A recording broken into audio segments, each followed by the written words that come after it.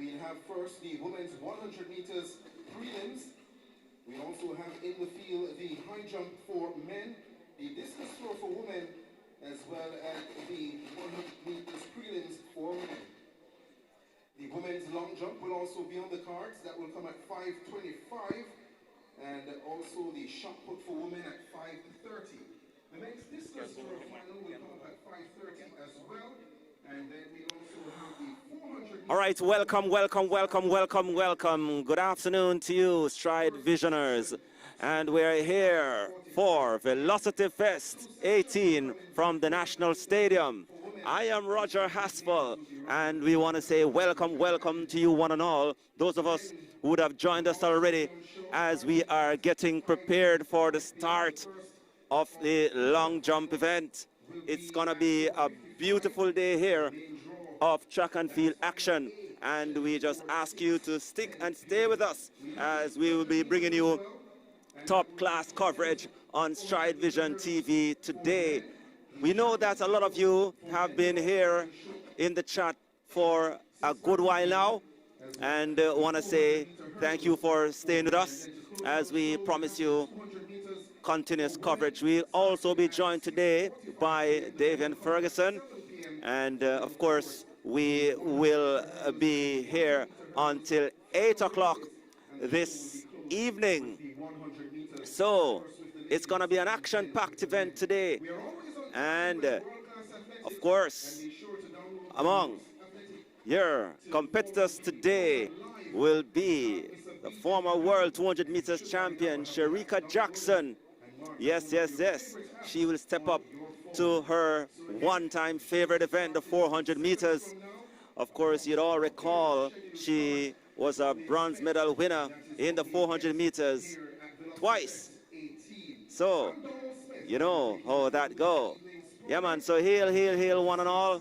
Those of us online already. Of course, real track and field action will get on the way at about 5 o'clock with the heats of the 100 meters. But in the meantime, between time, we can, just have a conversation online, and I'll try to answer your questions as much as possible. Of course, today, Jamaica secured a medal, another medal at the World Indoor Championships. Yeah, man. Yes, man. Raymond Richards, he secured the bronze medal again, second consecutive bronze. I'm going to check inside the ship first.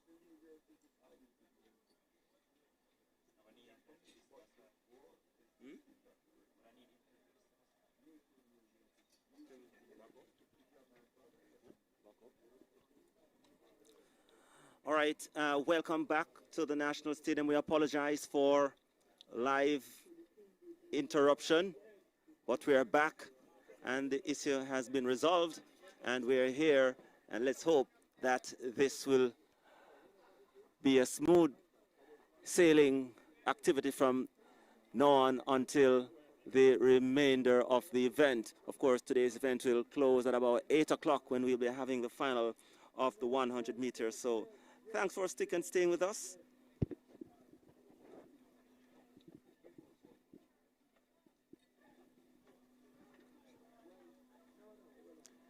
And let's just remind you that among the events to be contested today, we'll be having the long jump, which will be the first professional event on show here this afternoon. And of course, among the events currently on the way are activities from the Paralympians, the Paralympic athletes. And the Paralympic shot put event is currently on the way.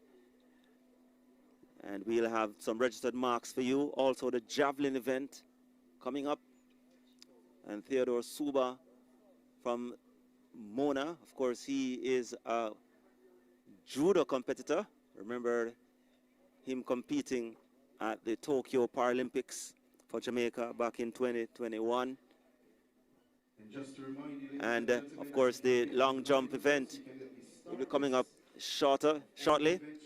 And there'll be 10 competitors courtesy of the Roster Athletics. in that event. Be sure to download from the Google Play or the Apple Store. 10 competitors will be taking place in that event. Race by race, And jump by jump, throw by throw. Can't go wrong with Roster Athletics.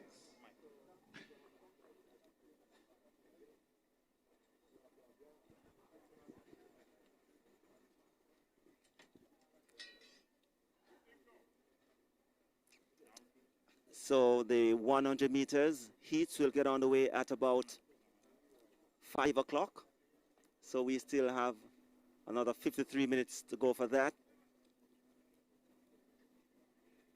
But before that, we'll be having competition in the Paralympic events.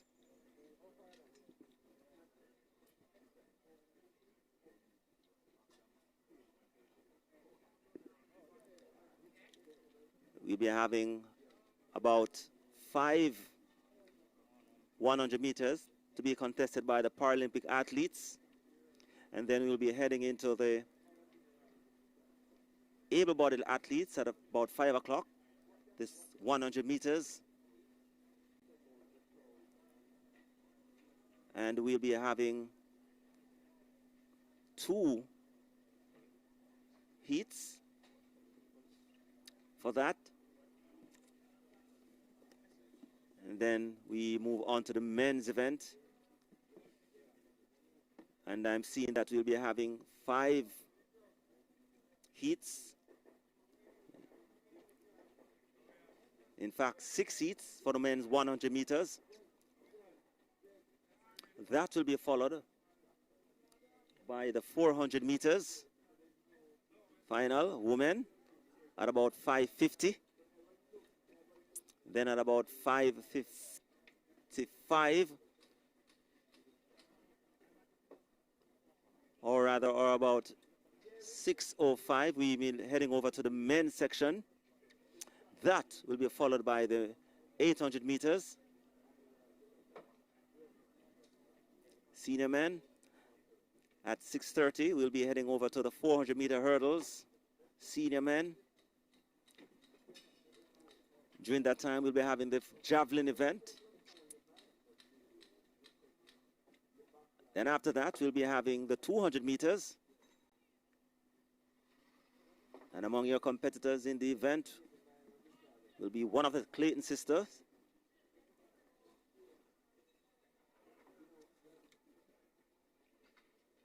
And Tina Clayton and her sister, Tia Clayton. Both of them are listed to compete in that event. Kerika Hill also listed for that race. Jadine Williams from Sprint Tech listed for that race as well. So the Clayton twins will contest the 200 meters.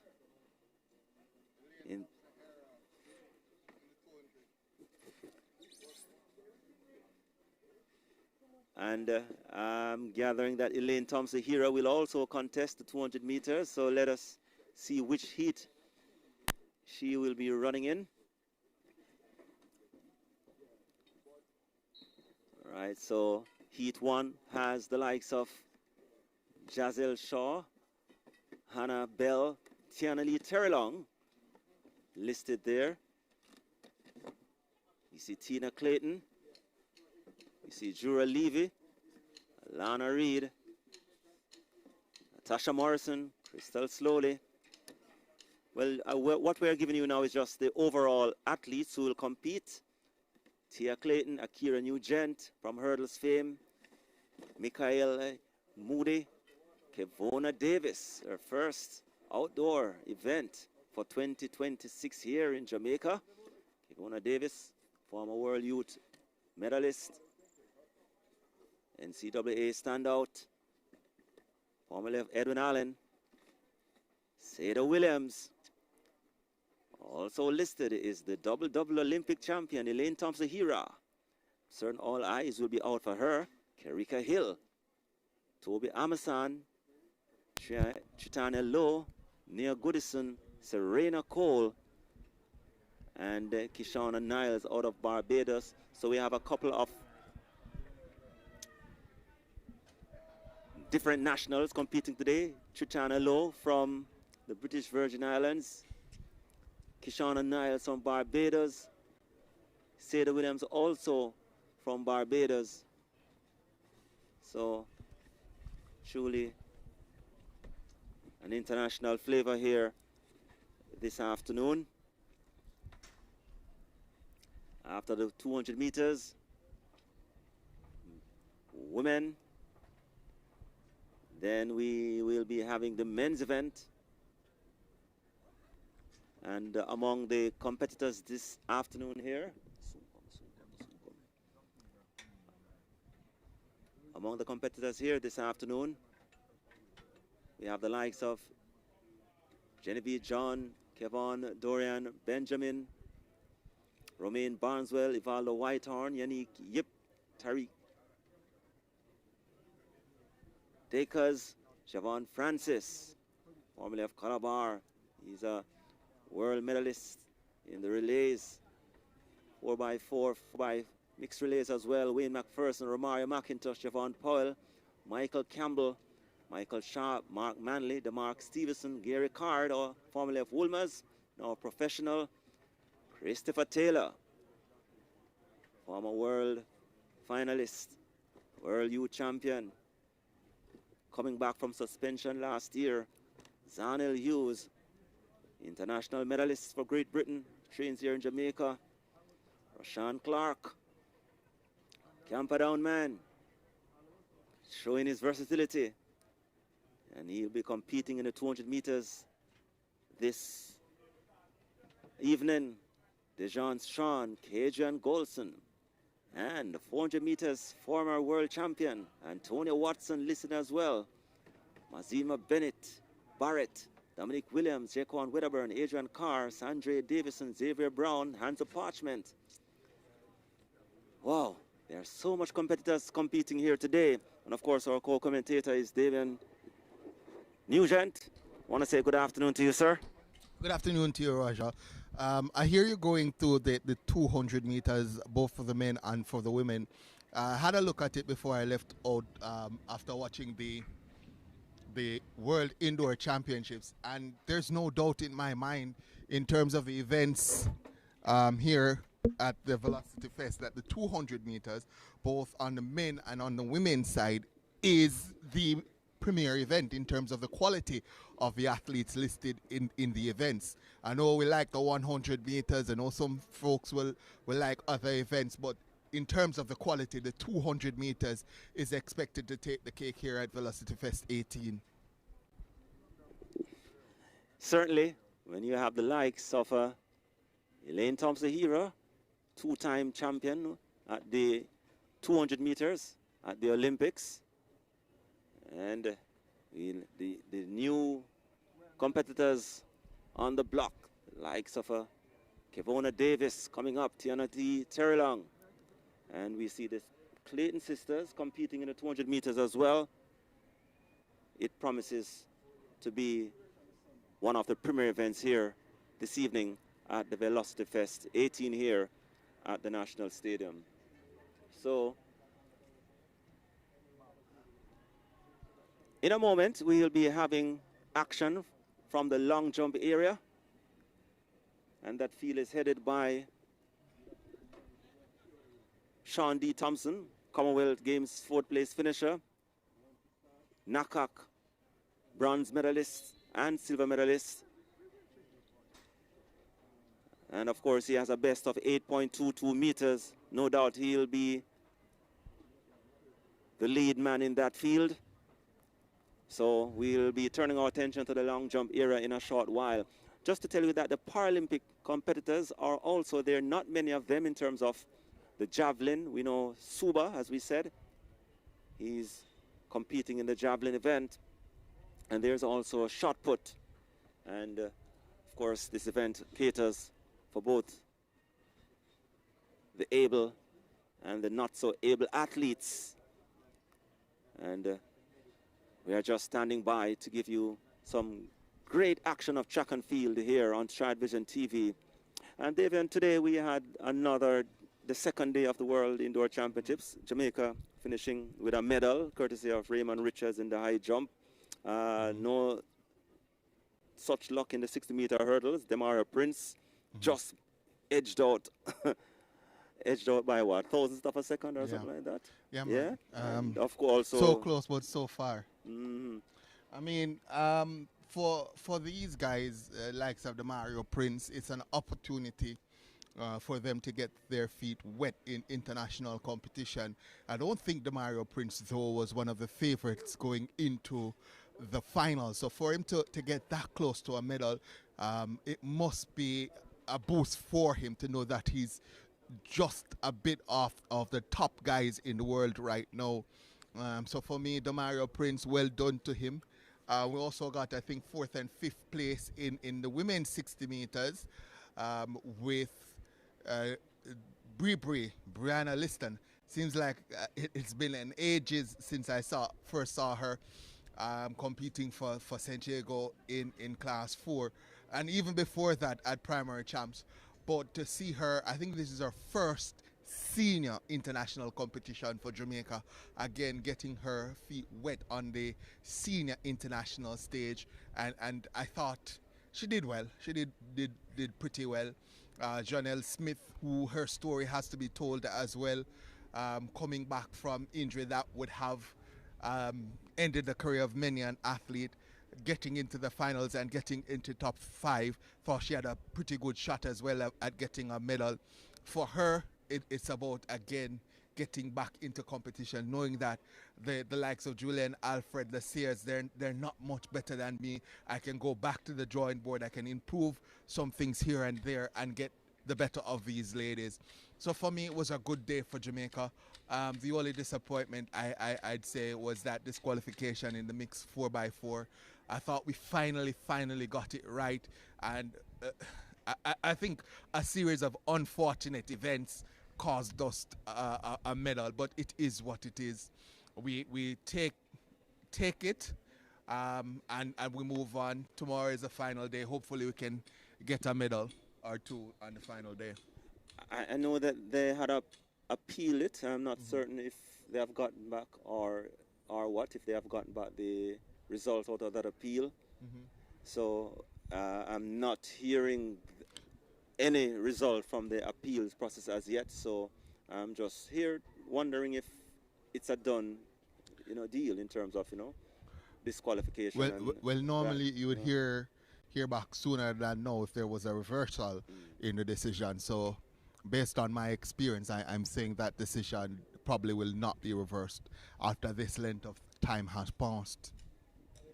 So a medal there, not to be for Jamaica today in terms of the mixed 4x4. That's an event, Davian, where somehow we are struggling over the years.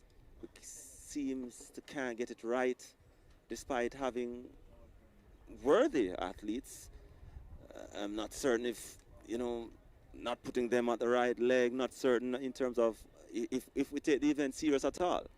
I don't think we take the event serious. There was an event, there was some hope today when we crossed the line in 3rd, but somehow suffered that misfortune of disqualification. Yeah, so I don't think we take the event that serious. So it was good for me to finally see us getting it right and getting that medal that really and truly we should be aiming for every senior games. But if you look at the other countries that do take it seriously, they send out their big names, the big hitters, so to speak, to compete in the event.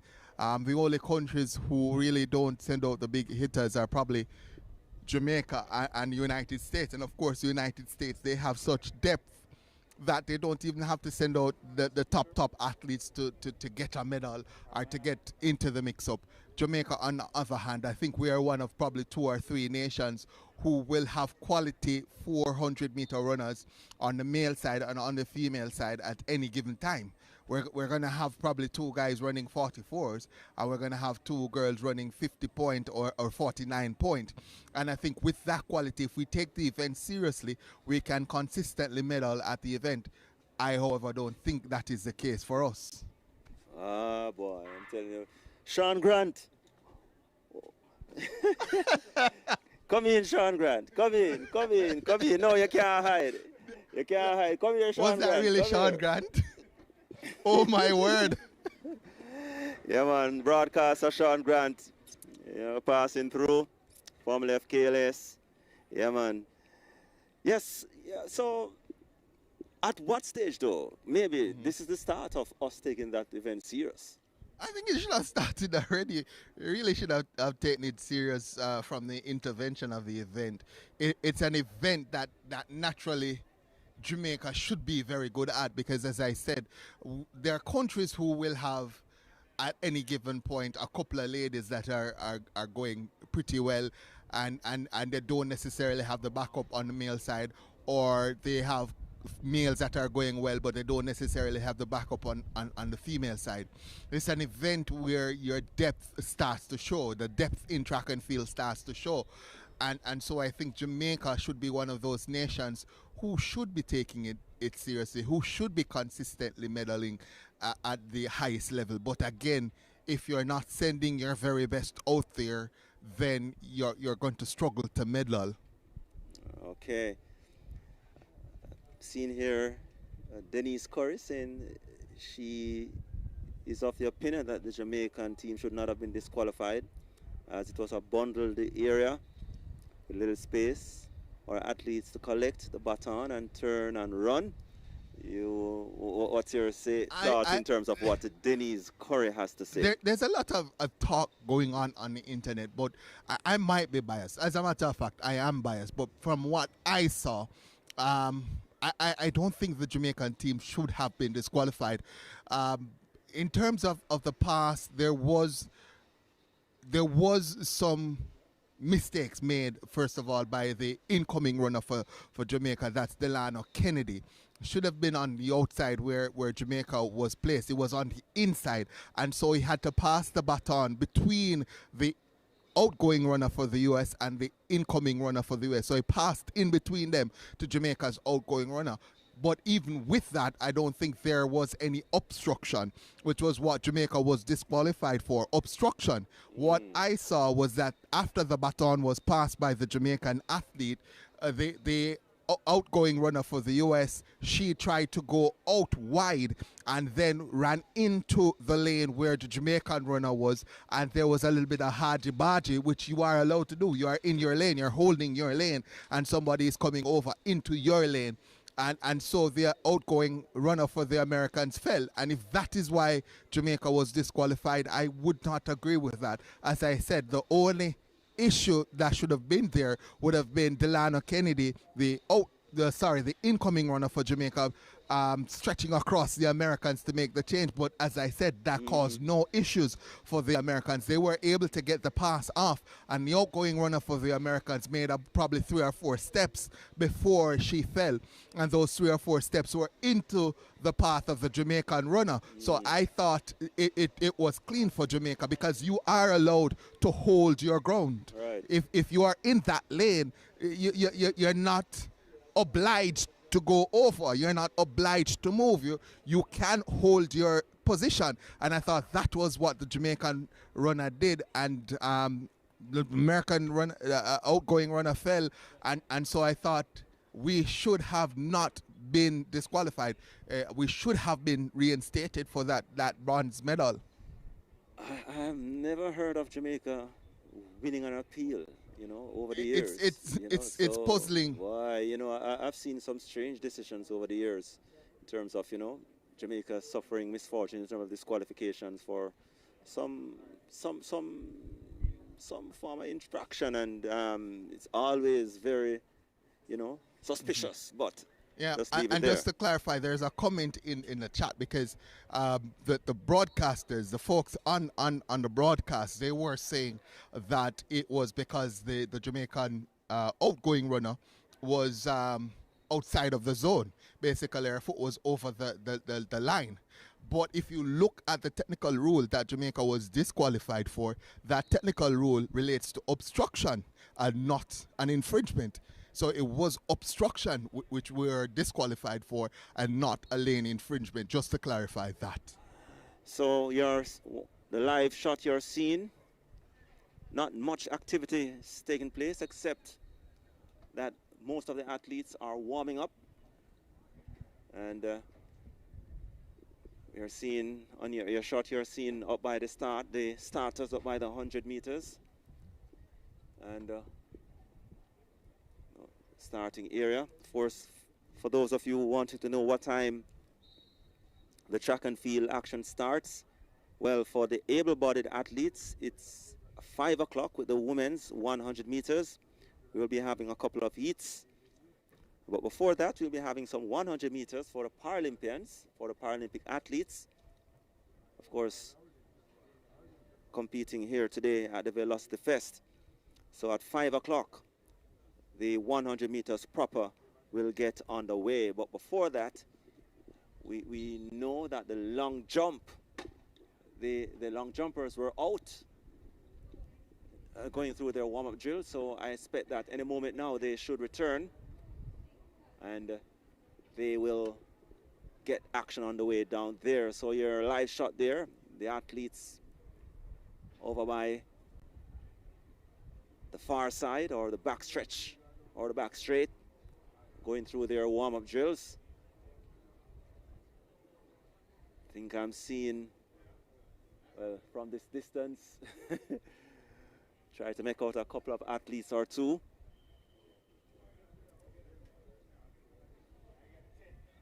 But one of the twins, it was Tia. She was named as an alternate, but she didn't bother go. That's not unusual. The alternates, generally, from my knowledge, they don't travel with the team. If there is such a situation, it's usually exception to the rule. Certainly. So for those of you needing that clarification, there you had it. So an alternate doesn't necessarily have to be on site in the country of competition. All right, so standing by for track and field action today here from the Velocity Fest. People still arguing. One saying there was disqualification was not about obstruction. Another saying it was lane infringement obstruction. We don't know, but what the technical rule states, what they said it was, we find it baffling in terms of what it states and what appeared to have happened on the track. Nonetheless, as of now, Jamaica remains disqualified from that 4x400 meters for mixed relay. And of course, as we said, the lone medal coming courtesy of Raymond Richards today in the long jump. Romain Beckford, he was 10th, 2.22 meters. So a second bronze medal, consecutive bronze medal for Raymond Richards, 2.26 meters. All right, so tomorrow at the World Athletics Championships, of course, Jamaica will once again be on show. Just to tell you what are some of the events to look forward to tomorrow at the World Indoors. And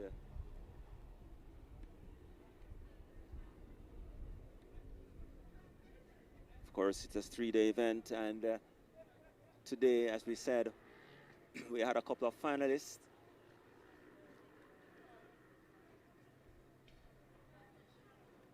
With the lone winner being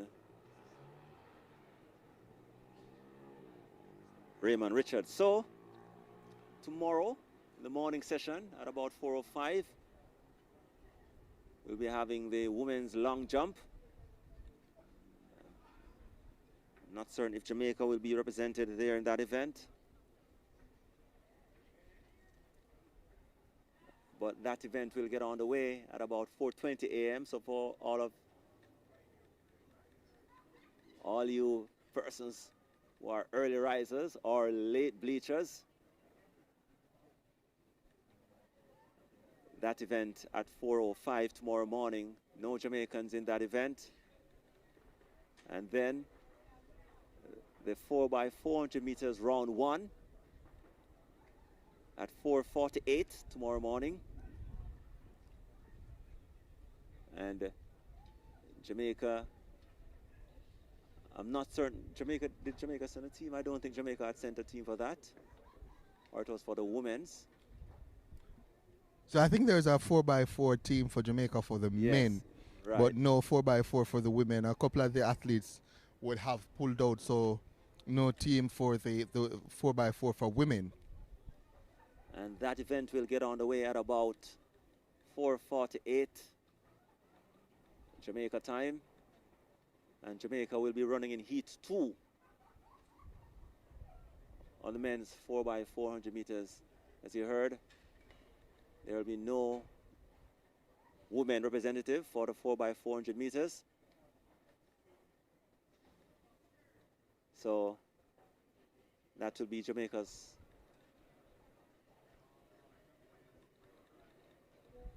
opening salvo tomorrow morning.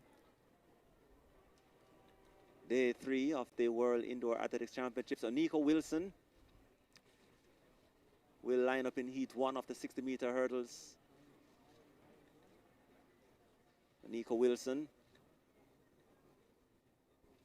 And let's see what will be happening in the other heats.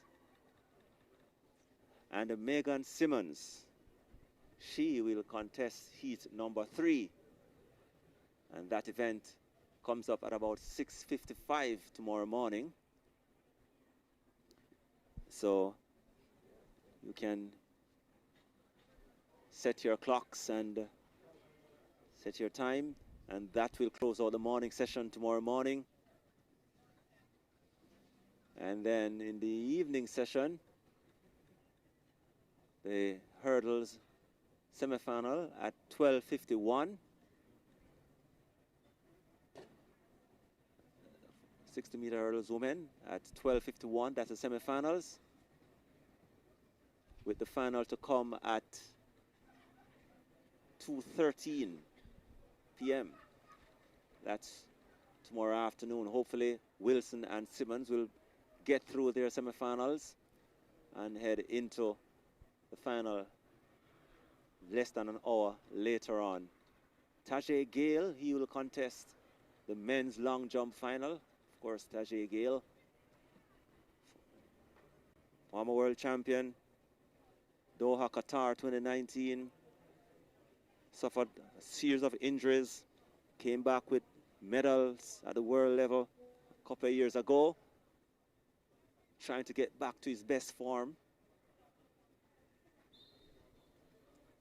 Kerry McLeod also there, looking for his breakthrough year as well. Kerry McLeod, a best of 8.40 for him. Both of them will contest the long jump final at 1:12 tomorrow afternoon. So we're just here giving you Jamaica's competitors tomorrow. And of course today, Navaski Anderson and Natoya Goultopin both did not make progress to the final of their respective events, 800 meters, men and women. So Jamaica will not have a finalist tomorrow. And of course, hopefully the men's will have a team in the final of the 4x400 meters at 2:26 tomorrow afternoon. And that will be Jamaica's final interest if they make progress in the morning session tomorrow morning at the World Athletics Championship. So we're here still standing by for track and field action.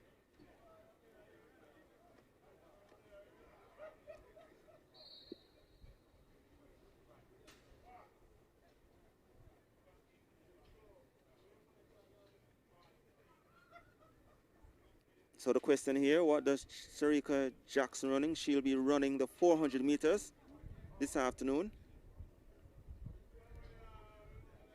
And we see here Steve, TR 48, track rule 48.1, stating it refers specifically to the outside the takeover lane. Davian, you want to take him up on that? Just a second. Just a second. All right. So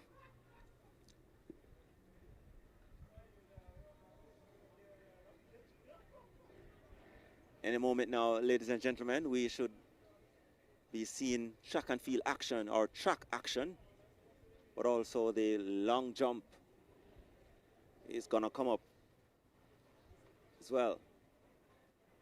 In your screen, Neville Graham, Paralympic coach, long-standing Paralympic coach in your picture there.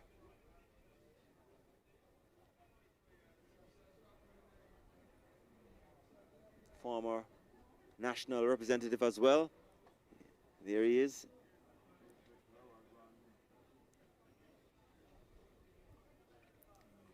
In your picture, along with his competitor.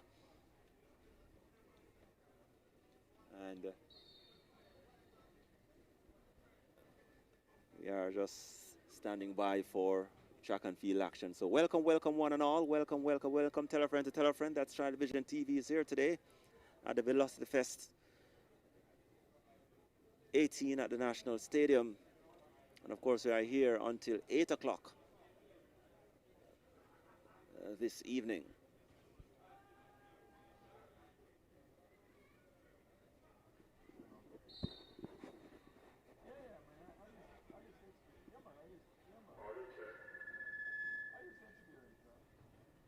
So we're ready now for the first event on track. And this is the women's T20 Paralympic 100 meters.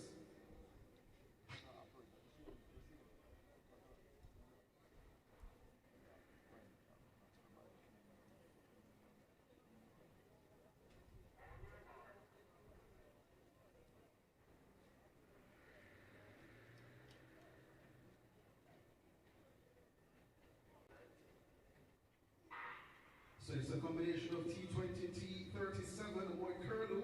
T20, T27 track and field athletes. Campbell, both from Jamaica. And Campbell, who is These are the Paralympic athletes. in lane number 3. Asayona Campbell. Go across the line in about 15.90 seconds. And she comes across the line 15.31. Across the line second, 16.60 seconds. That 15.91, by the way, in a positive 1.0 meters per second wind, it's a new personal best. Of course, these athletes are trying to make the national team for the Paralympic International Games.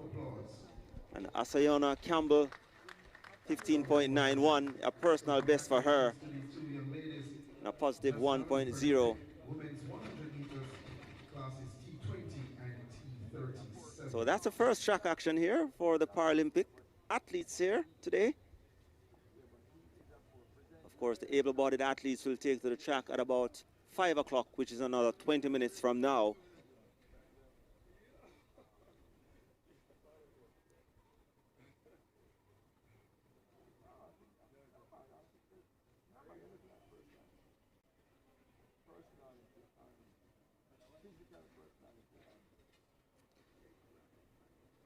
So we ask you and urge you to like, subscribe, and share the Stride Vision channel. Tell a friend to tell a friend that we're here today at the Velocity Fest. So keep on liking, subscribing, and sharing the Stride Vision TV channel as we get ready for track and field action in terms of the able-bodied athletes in another 20 minutes or so. What I can tell you is that we'll be having more Paralympic races. Special shout out to Mr. Christopher Samuda, the president of the Jamaica Paralympic Association. He's also the president of the Jamaica Olympic Association.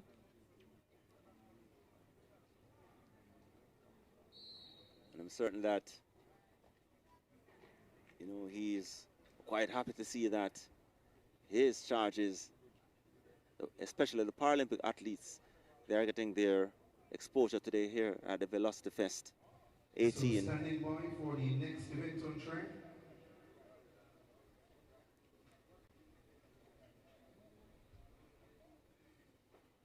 That, of course, is the men's Paralympic 100 meters. So the men's event is coming up shortly. /T47. And we'll give you the competitors for that event. So that's what the class represents, T45/T47. One competitor is lining up in this field. He'll be running out of lane number 7. His name is Jamaica Richards. And of course, he's representing the Jamaica Paralympic team. He's also the 2023 Paralympic Youth Games 100 meters silver medalist. And also that there is Argentina Sports Parasportsman of the Year. He's a personal best of 11.4. So the long jump is currently on the way.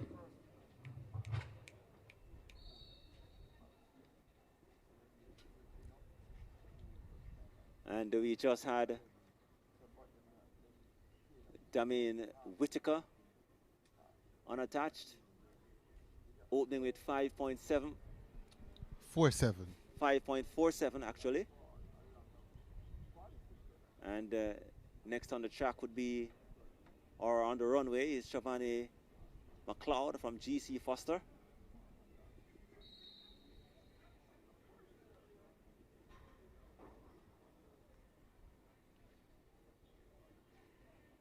And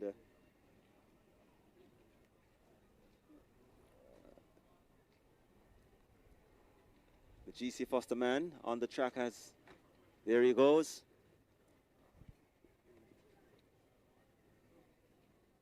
Hits the board clean. Not certainly if he would have gotten the desired length. He has gotten the white flag as well. So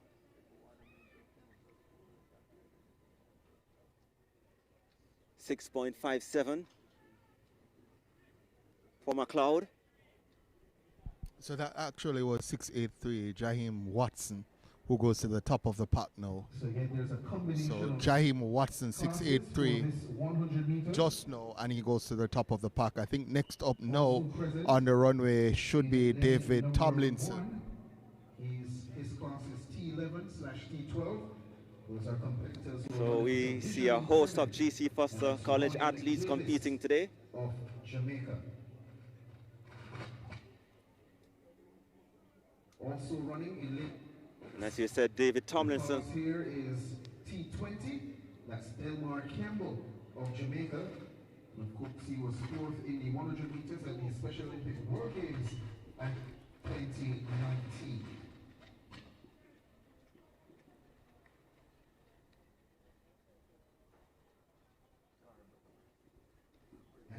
And that is not a... So white flag there for the GC Foster man. Let's wait on his mark. From the Paris Games in 2024. So those are the 4 competitors. Remind you again, they are Isaiah Benjamin, lane 1 rather, Roy Davis, Jamaica, lane 3, Isaiah Benjamin, US Virgin Islands, lane 6, Denmark Campbell of Jamaica, and lane 7, Jamali Richards, also from Jamaica. So 6.61 for Tomlinson. Man from UTEC should be up next. But let's go to the 100 meters. So 4 competitors in this one. It's a mix of the T45, T47, speaks to upper body impairment, the T11 and T20. So away they go, and on the outside, that's Jamali Richards. Of course, he's So Jamali Richards category, and in lane 3, Benjamin of the US Virgin racing Islands. towards the clock in 11.63. Benjamin in second, 11.63 was the flash time, 11.65 the time adjusted, a positive 1.6 meters per second wind speed for Richards.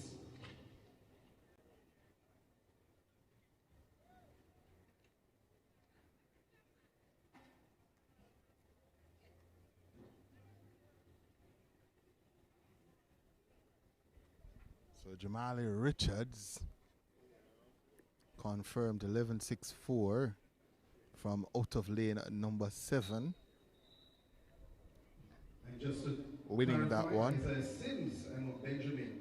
And Sims in second, 11.86. And of course, as mentioned, he's in the T11, T12 category.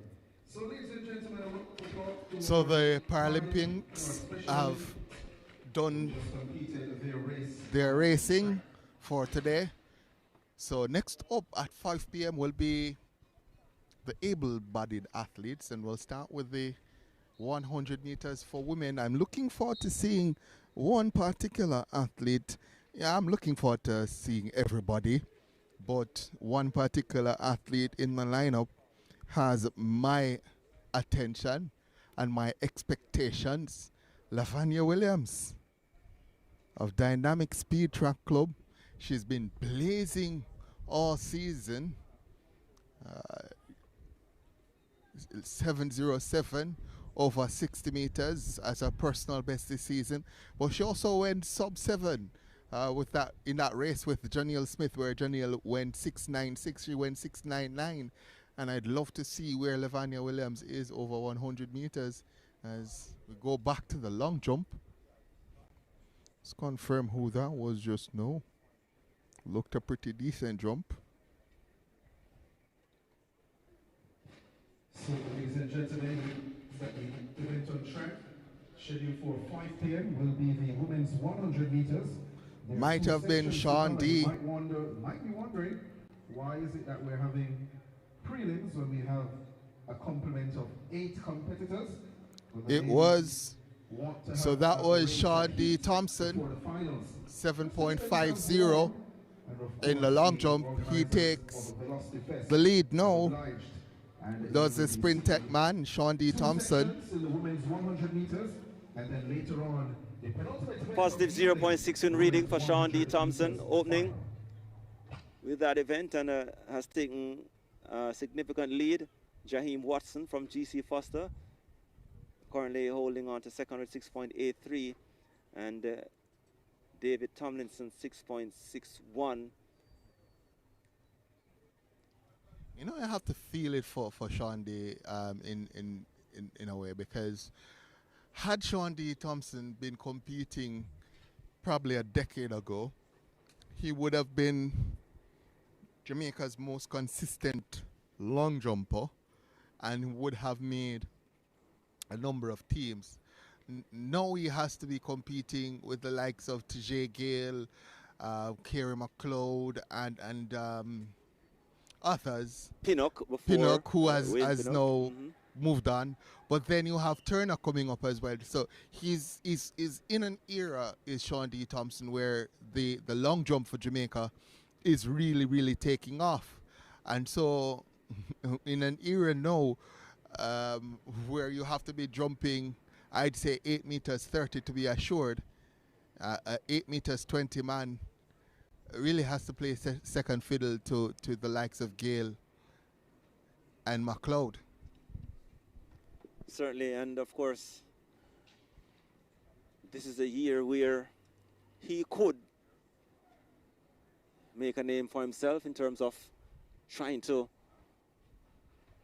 get among the big boys. Of course, we no longer will have Wayne Pinnock, so an opportunity for him to see if he can get between those big boys. Speaking none other than, as you mentioned, McLeod. He, of course, he has a best of 8.22 meters, which is a pretty decent personal best for him. Yeah, I like Sean D. Thompson a lot. I remember the first time I really said to myself, hey, this man is capable of winning medals was a meet probably right before COVID, so probably 4, 5, 6 years ago, when he was out by GC Foster, and he literally jumped out of the pit. If you know that long jump pit at GC Foster, it's a little bit short. It's not as long as the one here at the National Stadium. I literally jumped out of the pit, and I said to myself, well, had that been a more standard pit, that's about 8 meters 30. And folks thought I was crazy at the time, but he subsequently jumped 8 meters 22, pretty close to my prediction of 8 meters 30. So I like him a lot, and I think he has a lot to offer to Jamaica's track and field. It's getting on in age in terms of long jumpers, though. Is just about 29, so it has limited time to really make a mark. It has to be this year, has to be next year, where he really makes that big mark. You're not seeing a lot of 35-year-old, 36-year-old long jumpers. It's an explosive event, and so it tends to be for younger folks, especially those who don't have the kind of years of impact that a Sean D. Thompson has. But as I said, really like the youngster, and I think he has room for improvement and has the ability to win medals for Jamaica. Just saw Mark Phillips putting down 6.43. And then we had so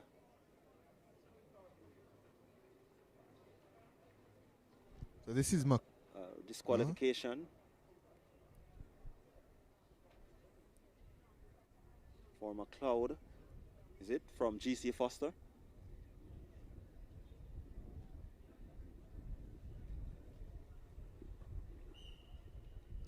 But at the moment, so that was Watson, sixth in the order.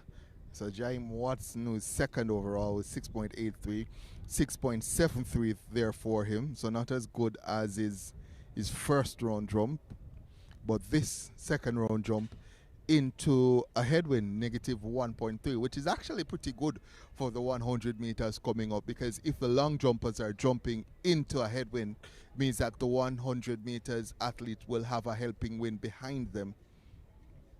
So it's not good for the long jumpers, that headwind, but good for the 100 meters athletes who are scheduled to come out in just about 7 minutes or so. So if you just joined us, we're here from the National Stadium. It's Velocity Fest 18. Track and field action getting on the way for the able-bodied athletes at 5 o'clock with the 100-meter heats. David Tomlinson now on the runway. Comes to the board now, pretty close on the board there. See if he gets that white flag. Does get the white flag. He is currently third with 6.61. Let's see what mark he gets. Love to see somebody else over 7 meters first of all.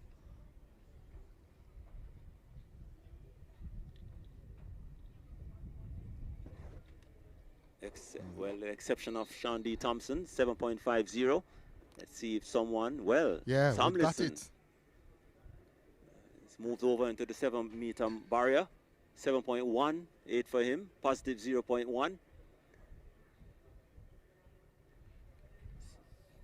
So my wish was David Tomlinson's command.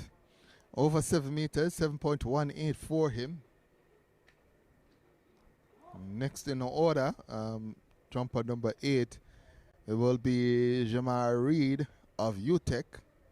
Fouled on his first attempt. And he's going to try to get a mark here.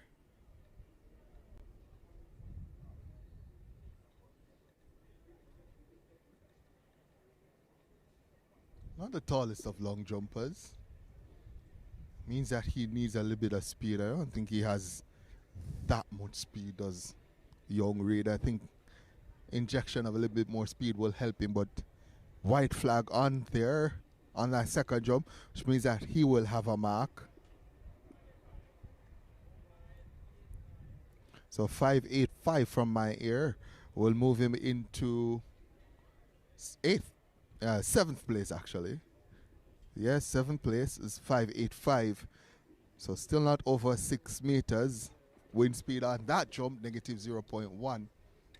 And up next will probably be the man that will challenge Sean D the most. This should be Aubrey Allen. No jump on his first attempt, second attempt, no jump yet again. Red flag. Aubrey Allen has a personal best of 7.82, a season's best of 7.70. He will want to ensure that he gets the second one or the third one right, so he can get 3 more jumps. 2 no jumps for him so far. So we go back to the top of the order now. And that's going to be number 1 in the order. Well, number 2, since number 1, DNS. So that's Devani Whitaker up next. He's competing unattached. He's currently in 8th place with 5.45 as his best jump. Let's see if, first of all, if he can get over 6 meters. As he approaches the board here, takes off. That looks good. Sean D. Is that Sean D? That's actually Sean D. My apologies. So we're not at the top of the order. We're at the end of the order. So that was indeed Sean D. Thompson. I was wondering what was going on there. That looks a pretty good jump. Might just extend his lead, Sean D. Thompson.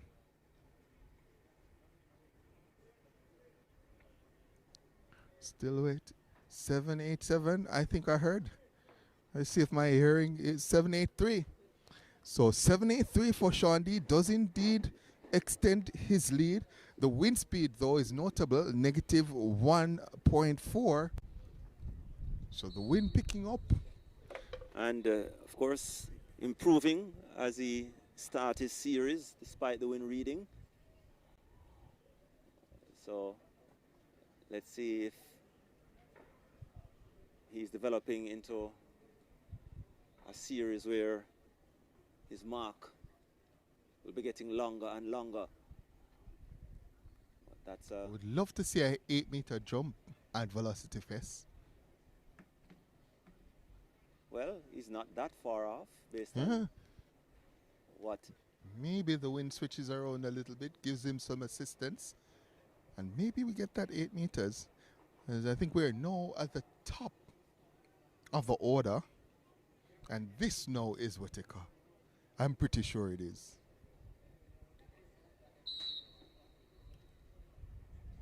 Yeah, that is Whitaker. Let's see first of all if he gets the white flag.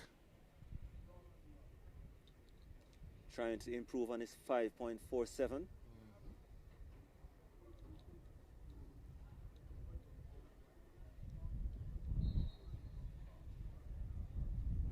Standing by now for the next event on track, the women's 100 meters. So 5.51 for Whitaker. Improvement on his 5.47, but no improvement in terms of the positioning. A personal best of 11.99 seconds representing UTEC. Let's make welcome Michaela Gordon. In lane number 4, the 2025 Eastern Championships 100 and 200 meters silver medalist, 11.59 personal best from Michael Shavona Grant. In lane number 5, a personal best 11.43 seconds, the 2025 Boys and Girls Championships Class 1 silver medalist over 100 meters. Let's make welcome from GC Foster College, So Kevin Ricketts from UEMONA.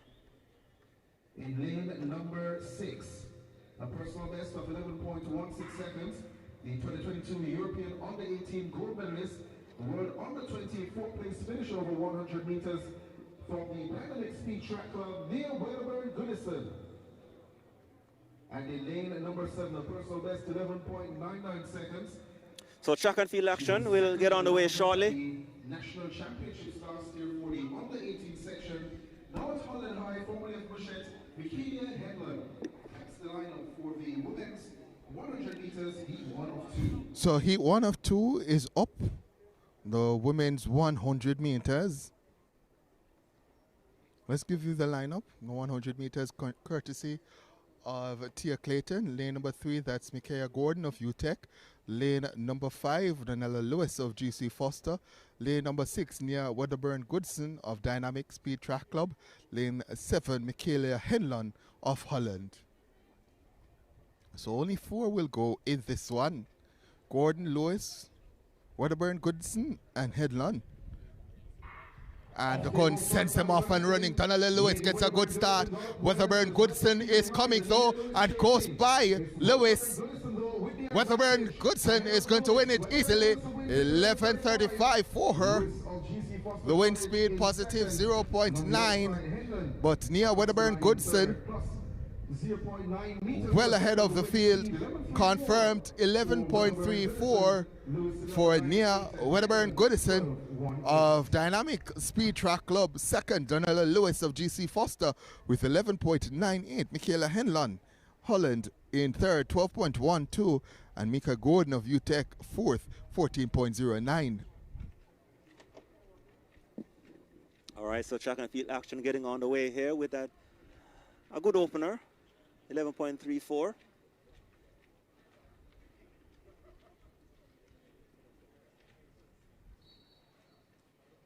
Seconds, as we'll be having, what, 2 heats only for the women?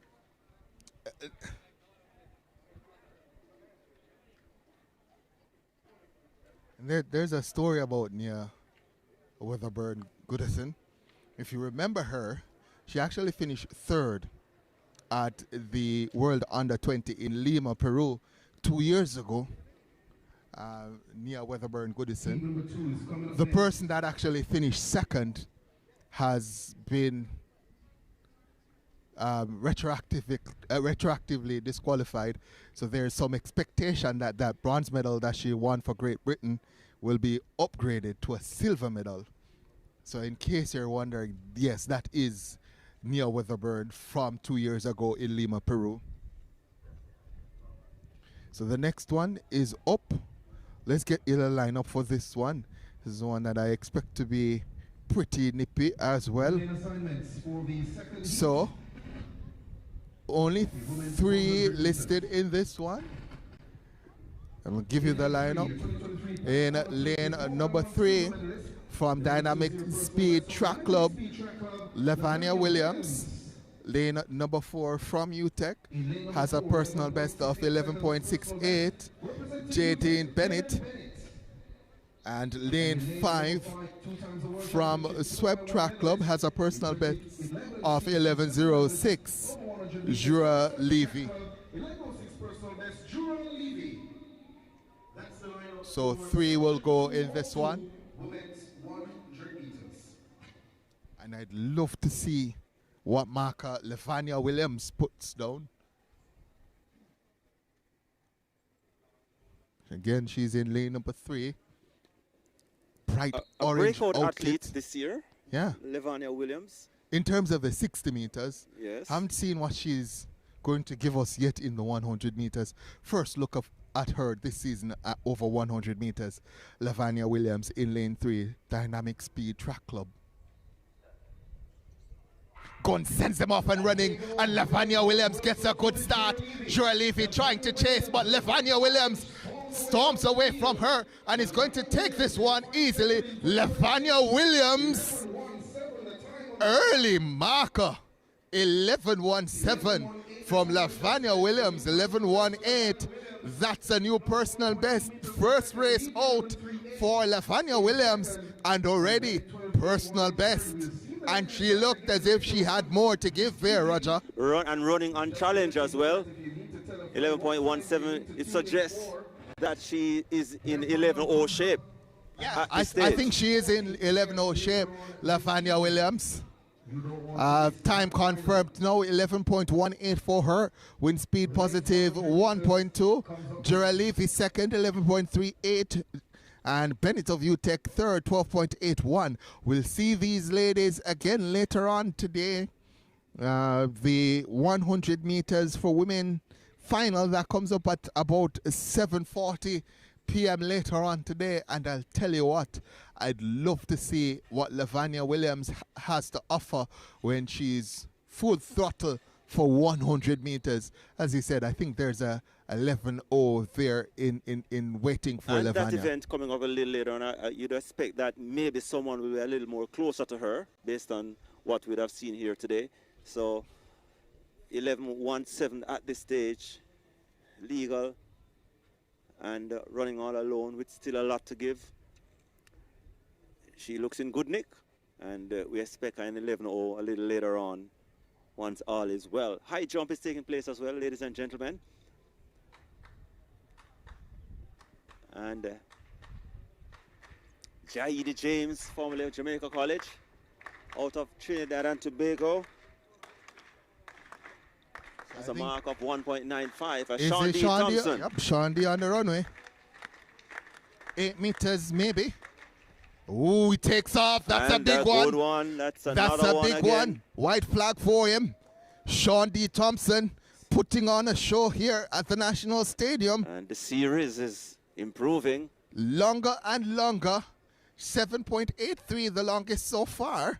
On his second jump, third one just now.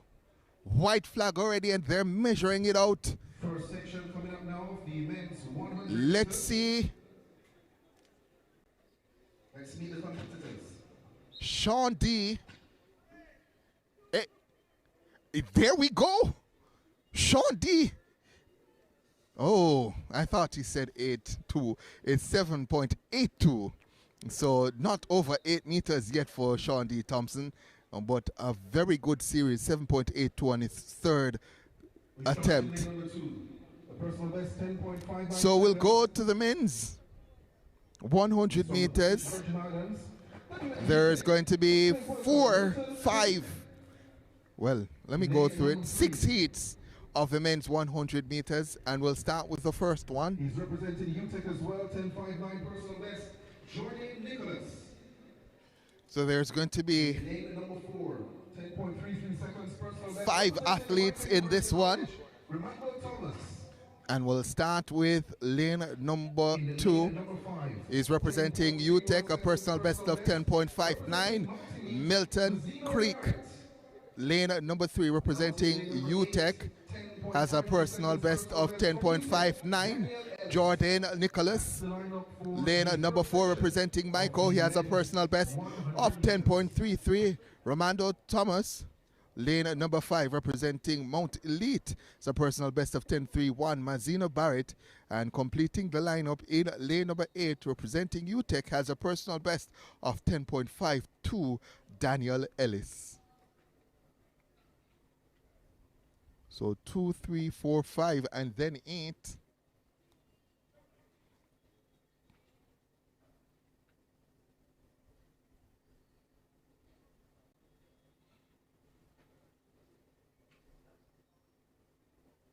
Gun sends him off and running. Good starting Barrett from 5 on the outside, though Daniel Ellis of UTEC is ahead of them. Daniel Ellis will take this one. 10.45 for Daniel Ellis from UTEC. That's a flash time.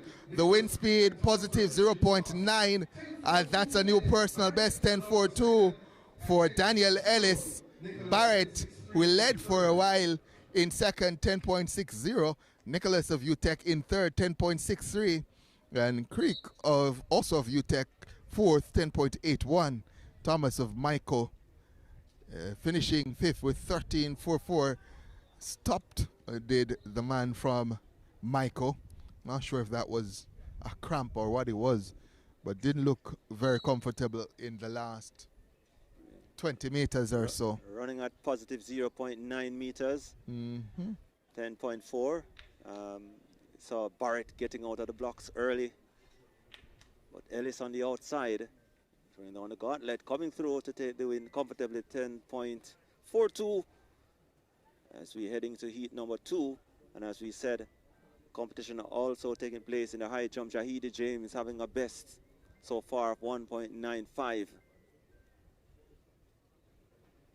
Man from Trinidad and Tobago, formerly of Jamaica College.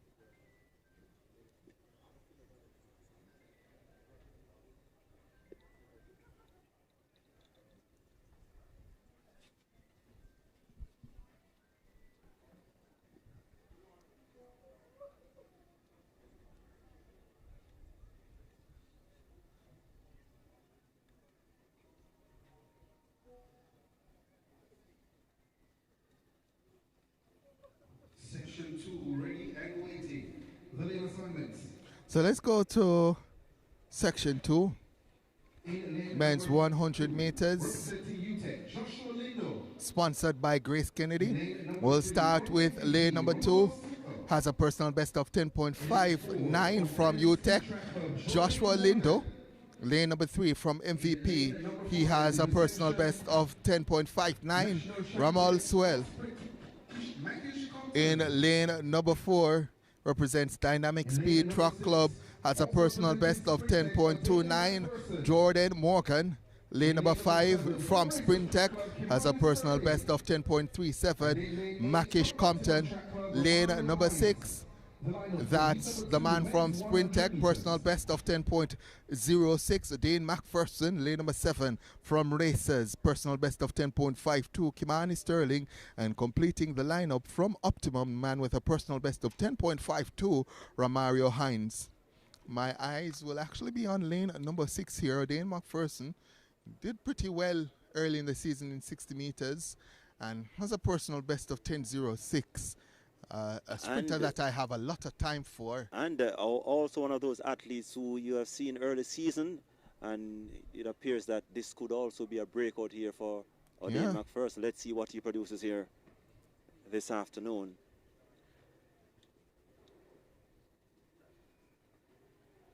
Gun sends him off and running. Oh, there's a break at the start. So let's see what happens here. Had 7 men line up, but there's a break at the start. Let's see if when they line up again, we'll have 7.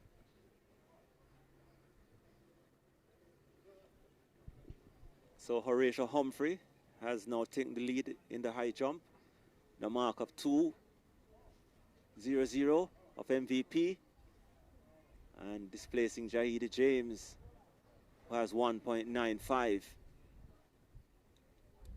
There's a story to be told there as well with the likes of Humphrey.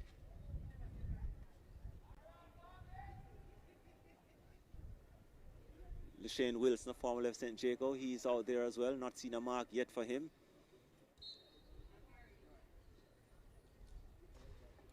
Yellow card comes out. Yellow card shown to Makish Compton in lane number 5.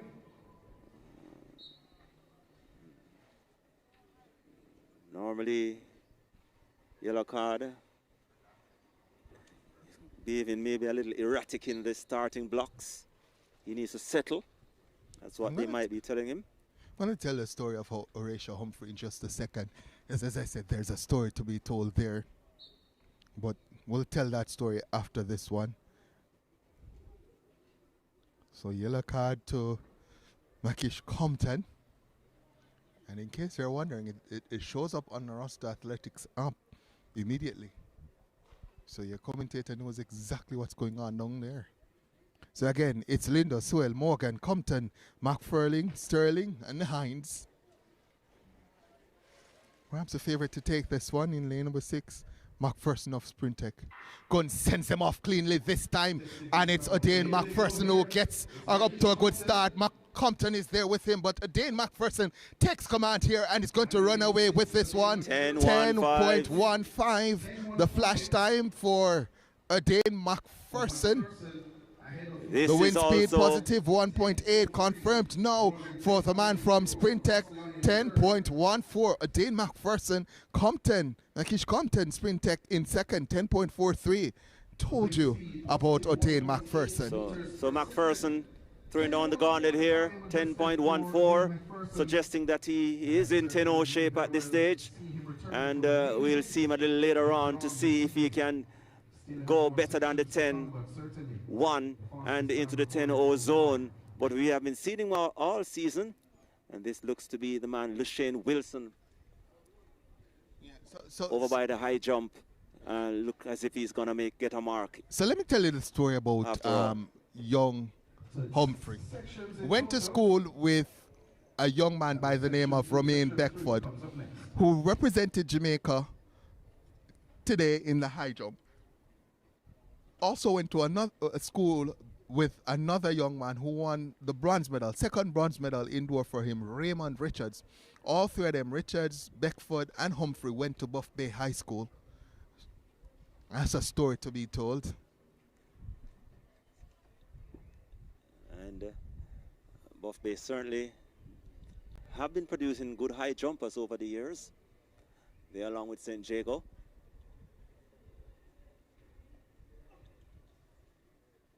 And we see Lucian Wilson now moving to the top of the pile in the high jump. We'll be having some pictures for you from that zone in a while. But Lucian Wilson now moving to the top of the pile with 2.10 meters in the high jump. Humphrey relegated to second, 2.05. And Jaidi James, 1.95. So let's go to section 3 of the men's 100 meters. We'll start with lane number 2. From UTech, a personal best of 10.59, Tayshawn Latham.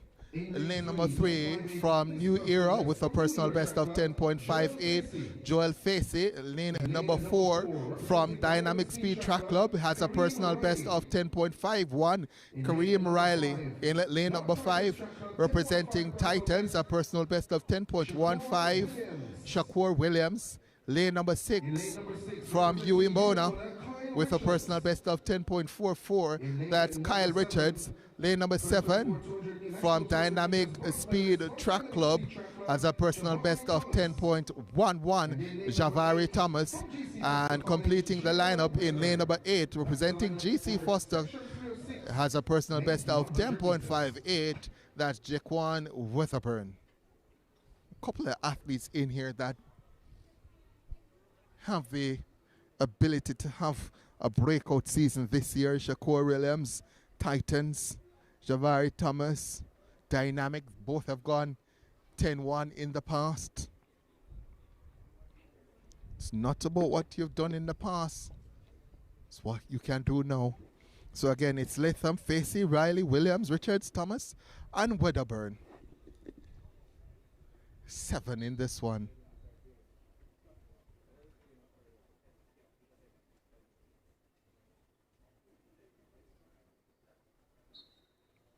Gun sends him off and running lane 4, that's Riley. Lane number 7 going well, that's Javari Thomas. Look to 5, that's Shakur Williams. Shakur Williams of Titans take this one.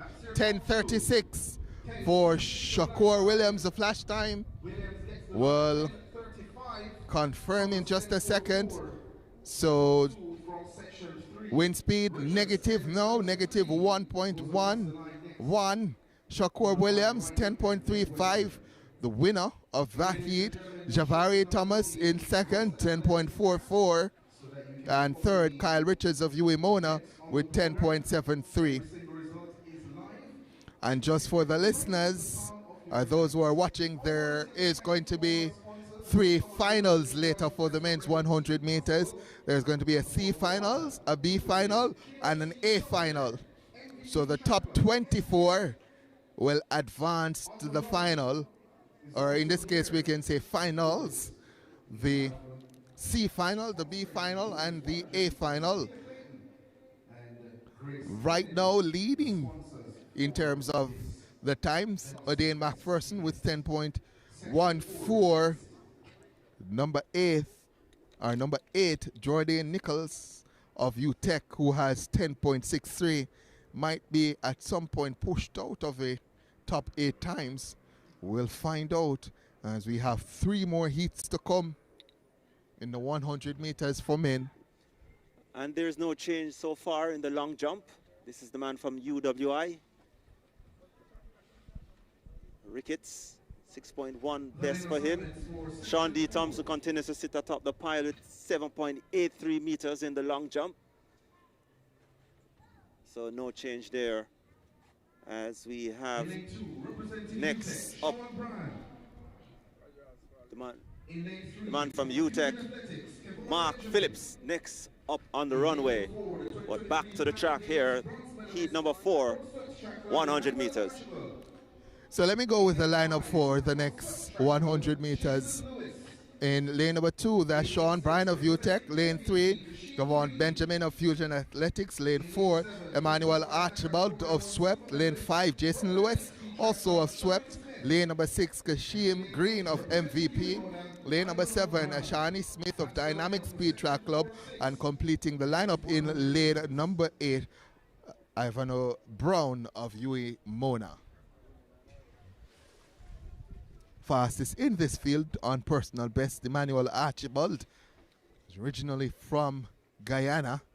He's a pretty good long jumper as well. It's gone over 8 meters in the long jump. 8:22. Personal best for the long jump. And he's pretty good 100 meters man as well. As I said, 10:09. The man in lane number 4, Emmanuel Archibald. Ooh, there's a break at the start. And just because none of the athletes can hear me, I think that might actually be lane 4, which is Emmanuel Archibald. Archibald might be in trouble here. I always say to the athletes, don't give it away. Allow the starting crew to do their job. And I think he's giving it away a little bit here. And yes, a red card to lane 4, Emmanuel Archibald.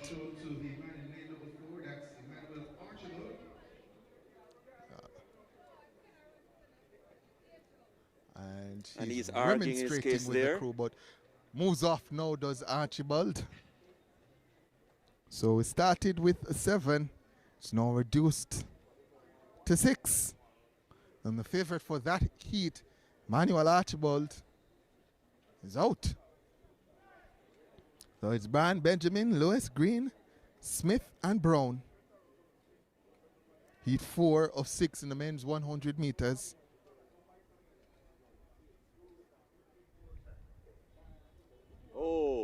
Oh, there's another break at the start here. We could see another disqualification here. Not quite understanding this. Because it's so clear, the breaks. It's not as if it's marginal. And so you're wondering, yeah. Green card there to lane 3, Benjamin. Fusion Athletics. And so a field that started with 7, now reduced to 5. 2 DQs. Javon Dorian Benjamin of Fusion Athletics is out. I mean, no, you got to keep your cool here now. Absolutely have to wait on a gun. After you've seen 2 athletes disqualified for red cards. Let's see if it's third time the charm.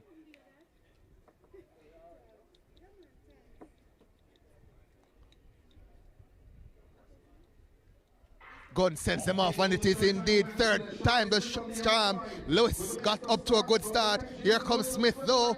Lewis off swept. Might just take it. Smith on the outside also there. The flash time 10:30. Confirmed 10:32. And it was Smith, Ashani Smith, who got it 10:32 ahead of Jason Lewis, 10.36. And Kashim that time Green by Ashani Smith moves him up to second. Positive 0.2 meters per second. So O'Dane McPherson on top, and he surely be among the A final later on with 10.14. Shakur Williams currently in third, 10.35. Jason Lewis 10.36. Daniel Ellis 10.42. Mikesh Compton 10.43. Javari Thomas 10.44, and Jordan Morgan 10.50. Mazzino Barrett now slips out of the top 8 for the A final. So 10.50 is a cutoff mark now, and 2 more races to come. And I suspect it might get a little bit faster. We'll go with the lineup for section 5. Lane number 2 representing UTEC has a personal best of 10.59, Keneal Campbell. Lane number 3 representing Dynamic Speed Track Club has a personal best of 10.59, Romario McIntosh. Lane number 4 has a personal best of 10.08, competing unattached, Javoy Tucker. Lane number 5 representing GC Foster has a personal best of 10.37, Jace Witter. Lane number 6 has a personal best of 10.25, representing MVP Mario Williams. Lane number 7 has a personal best of 10.52, running unattached Dante Watson, and completing the lineup in lane number 8, personal best of 10.54 from racers Orlando Bennett. Won the silver medal at the World Championships in the 110-meter hurdles last year, Bennett. But he's doing some early speed work here. Orlando Bennett of racers, or some early flat work. No hurdles in front of him. And LeShane Wilson improving on his 2.10. He has now gone up to 2.15 in the high jump. And Humphrey remains second at 2.05 in the high jump. So it's McIntosh, Tucker, Witter, Williams, Watson, Bennett, Orlando Bennett on the outside. Gunn sends him off and running. We look to Tucker, got a good start. Witter, though, is ahead of them. And it's Witter who is ahead. Witter will take it. 10.50 for Jace Witter, representing GC Foster. Let's see the corrected time here. So 10.51 for Jace Witter of GC Foster to take that one. Javoy Tucker second, 10.60. Orlando Bennett third, 10.68. And that means that Witter will not be in the top 8. So one more section to come in the men's 100 meters. Moving up to 9th with that time of 10.51. So the top 8 remains as is, with another heat to come. One section to come, as we said, over by the high jump. LeShane Williams extends his lead at the top with 2.15 meters. And Horatio Humphrey of MVP, of course, Wilson from GC Foster College, Humphrey from MVP, 2.05. So looking at it, I think Humphrey has 3 failures at 2.10, so he's out of the competition. So only LeShane Wilson jumping now, and he's jumping at 2.20 meters. LeShane Wilson. Let's get back to the 100 meters though. Heat number 6 of 6. Final opportunity for the men to go faster than 10.50 and make it into the top 8. We'll start with lane number 2 from MVP. Has a personal best of 10.65. Dario Phillips. Lane number 3 from MVP, a personal best of 10.58. Samuel Smith. In lane number 4 from Yui Mona has a personal best of 10.50. Jonathan Houston. Lane number 5 from Michael has a personal best of 10.12. Rashid Foster. Lane number 6 has a personal best of 10.13, representing GC Foster, Earl Simmons. Lane number 7 has a personal best of 10.48, representing MVP, Demar Sales. And completing the lineup in lane number 8 has a personal best of 10.58, Unique Yip. Again, he's from Swept.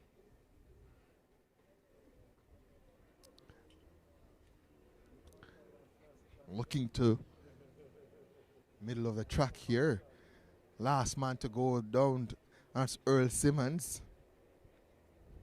Personal best 10.13. Has next to him the man from Michael, Rashid Foster. They might be the 2 favorites in this one.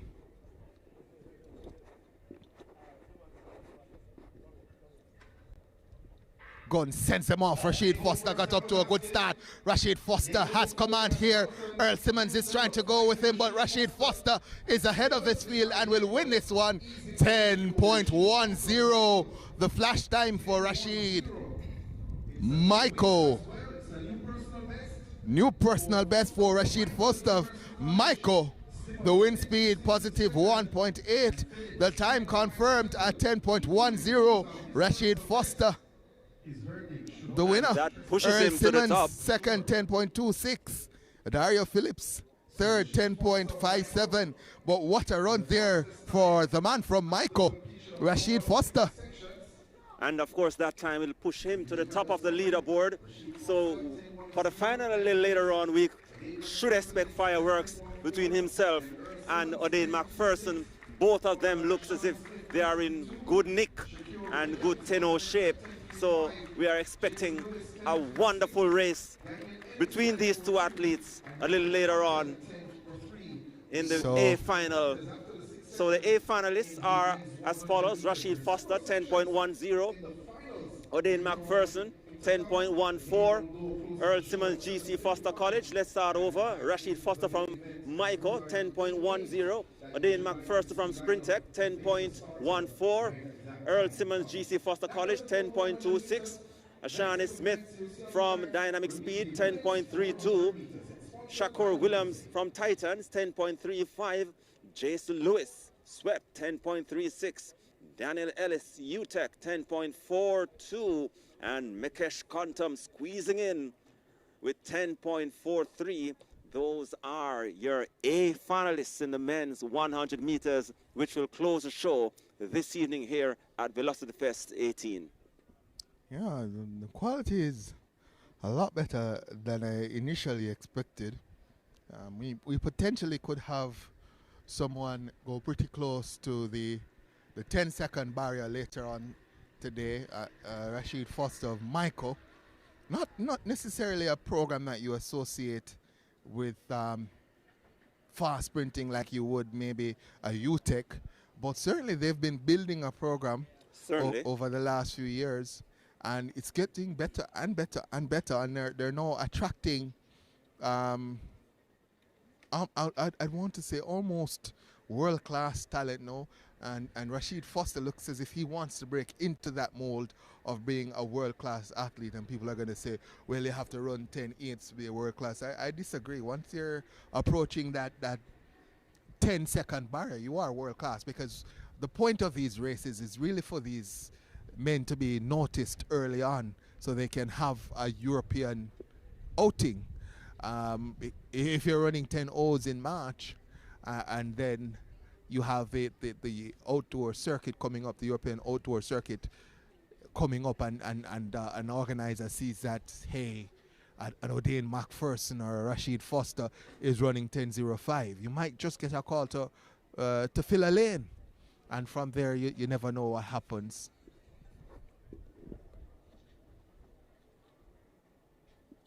So next up it's going to be the 400 meters. There are going to be two sections for the ladies, and in section A it's going to be Sharika Action Jackson. Jacko will be running from lane number 5 in heat number 2, and it's a pretty good 400 meters as well. You look at the lineup, she's going to have the likes of Cheyenne Solomon, Rochelle Clayton, and Antoinique Strawn in there. So it's not a gimme. She will have to run to beat these girls, the hurdlers and the sprinter in Antoinique Strawn, hurdlers in Rochelle Clayton and Solomon. Perhaps the closest or athletes who will give her greatest competition. So it's going to be pretty competitive. That event scheduled to start just about 10 meters, not 10 meters, 10 minutes from now. My apologies, folks. And then once we have the end of the women's section, we'll go to the men's 400 meters.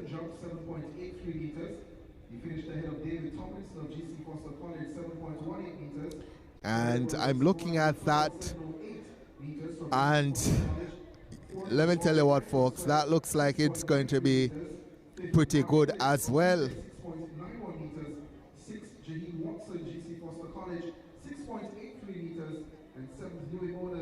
And once the 400 completes, we'll have the 800 meters for the men, and then we'll close out with, well, not close out, we'll go to the 400 meter hurdles for men, And then the 200 meters, where again, I am saying in terms of all the events, the 200 meters, both on the men's side and on the women's side, will be very, very good. It will be of high quality. I'll tell you how high of a quality it will be. Section C of the women's 200 meters. The lineup sees Alana Reed, Crystal Slowly, Kevona Davis, Maxwell Shea of Jamaica, 20.09 meters. So those were the two competitors. there will also be in there the likes of Janelle Josephs. So it's going to be a pretty good Heat C. Gets even better with Heat B, where we'll have Tiana Lee Terrelong, Jura Leafy, Natasha Morrison, Akira Nugent, Elaine Thompson-Hera, Toby Amusan, Serena Cole, all in one heat. That is going to be very, very good. And then we get to Heat A, where we'll have the Clayton twins, both of them, Tina and Tia, Jodine Williams, Seda Williams, Karika Hill, Nia Wedderburn Goodison, all in one heat. So gets better and better and better. Same for the men, where we'll eventually close out in terms of the A finals with Gary Card, Zan Elius, Gadrian Golson, Adrian Carr, and Nigel Ellis. Those 200 meters are going to be very, very good. I'll tell you what, the B finals for the men also look pretty good as well. Javon Francis, Michael Campbell, Christopher Taylor, Rashawn Clark, Antonio Watson, Sandre Davidson, and Xavier Nairn all in one heat. That's a B final, by the way. The C final looks interesting as well. Michael Sharp, Rohan Watson, former national 100 meters champion. Javari Thomas is there as well. Mazino Barrett, Javier Brown. And so the C final pretty good as well. 0.05 meters, and third, Jahida James, a Trinidad and Tobago schoolboy from Jamaica College. His best mark 1.95 meters. Those are the three competitors who managed to achieve a mark in the competition, and that concluded their event. It was sponsored by Subligen.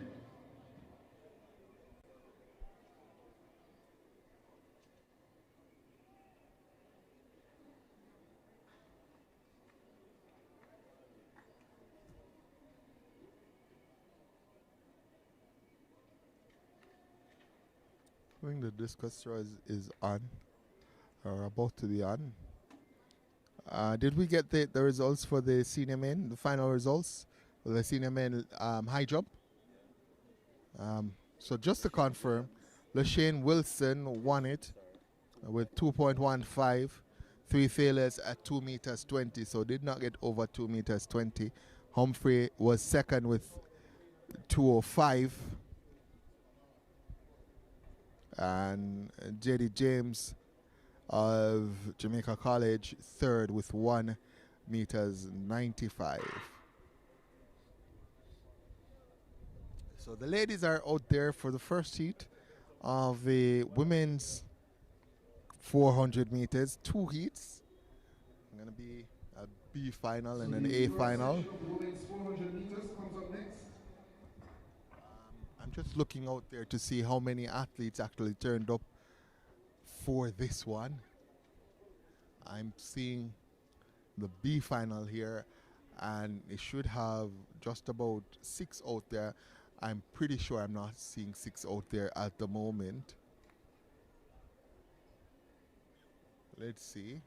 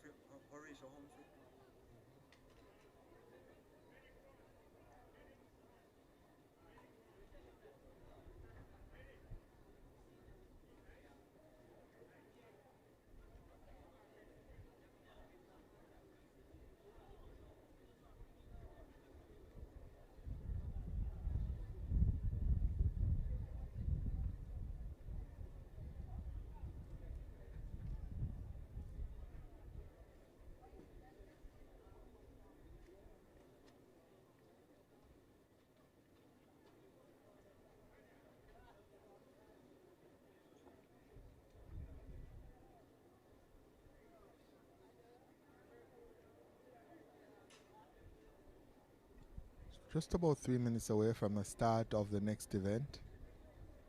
The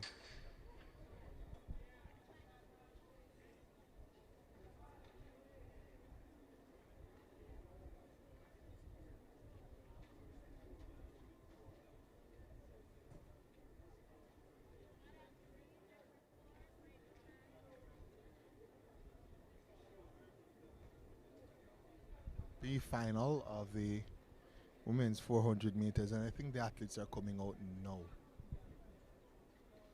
So I'm looking to lane number 6. And that should be Ashanti Moore. I'm pretty sure I saw her when I was coming in, but lane number 6 appears to be empty.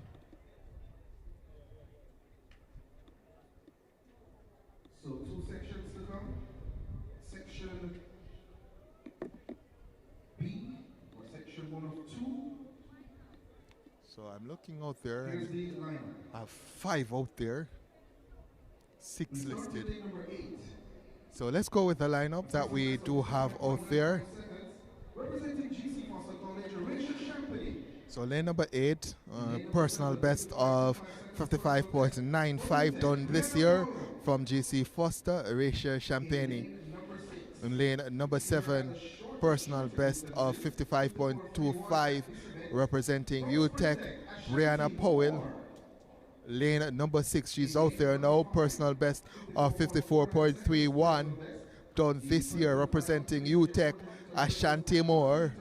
Lane number 5, personal best of 54.49 representing UTEC, Annalise Brady. Lane number 4, 55.33 from GC Foster, Amelia Jeffrey. And lane number 3, 55.99, her personal best from GC Foster, that's Janice Adams. 6 listed, 6 out there. Incidentally, the fastest on personal best in this field is a short sprinter, Ashanti Moore from Sprintec. As I said, she's gone 54.31 this season, doing 400 meters for strength work, Commonwealth Games later this year. Former Heidel representatives, or former Heidel representative, will want to get on that team. Gun sends them off and running, and Ashanti Moore looks to have responded best to the gun. From lane number 6, she flies past Campbell, takes aim at Champagne on the backstretch. It's Ashanti Moore who is doing very, very well. Amelia Jeffrey trying to go with her as well, but Ashanti Moore from lane number 6 is leading with just under 200 meters to go. Ashanti Moore is ahead of them. Can anyone catch Ashanti Moore? Lane number 4, that's Jeffrey coming as well, but Ashanti Moore is ahead of them coming in. It's Jeffrey and Brady coming at Ashanti Moore. Ashanti Moore looks to be dying, and Amelia Jeffrey moves past Ashanti Moore. Ashanti Moore responds. Talk about strength. Ashanti Moore takes it 54.40. I thought she was beaten at one point, but Ashanti Moore finding that extra bit of oomph and push past Amelia Jeffrey to get the win. 54.60 for Amelia Jeffrey in second. Not good enough to get the best of Ashanti Moore. 54.38 to win it. Annalise Brady third, 55.17. Champagne of GC Foster in fourth, 55.28. Brave run there from Ashanti Moore.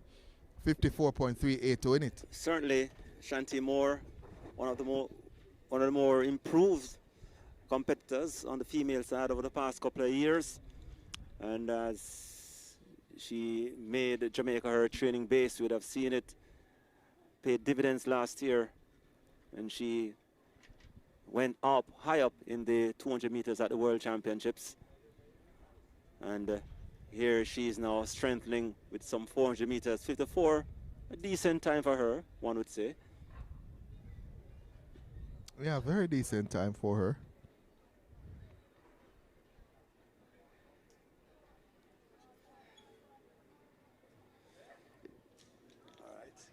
standing by them for section 2 of 2. It's Lucas 8 sponsored women's 400 meters.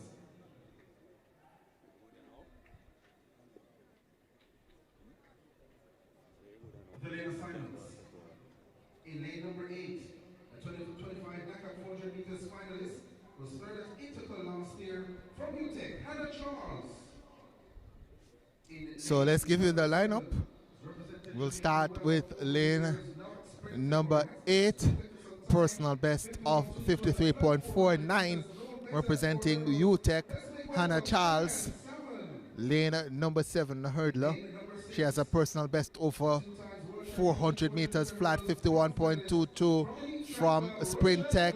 That's Cheyenne Salmon. In lane number 6, has a personal best of 51.81. She is a World Championships bronze medalist at the 400 hurdles, representing elite Rochelle Clayton. Lane number 5 has a personal best of 49.47, multiple medals at the World Championships, Olympics at the 200 meters, representing MVP, that's Sharika Jackson. Lane number 4 has a personal best of 52.42, representing MVP, that's Antoine Strawn. In lane number 3 has a personal best of 55.12, representing UTEC, DeAndre Harris. And completing the lineup in lane number 2, she has a personal best of 54.17, representing Fusion Athletics, Giselle Shaw.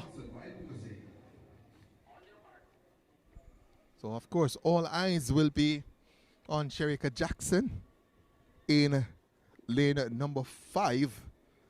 But on her outside, she'll have some serious competition in the likes of Clayton and Solomon.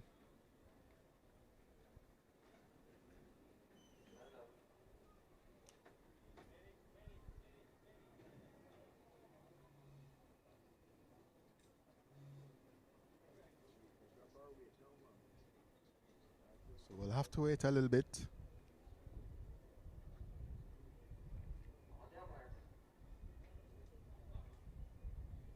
Ready again. So it's Charles, Solomon, Clayton, Jackson, Strawn, Harris, and Shaw.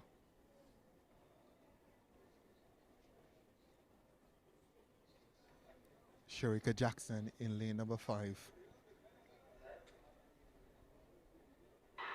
Gunn sends them off and running.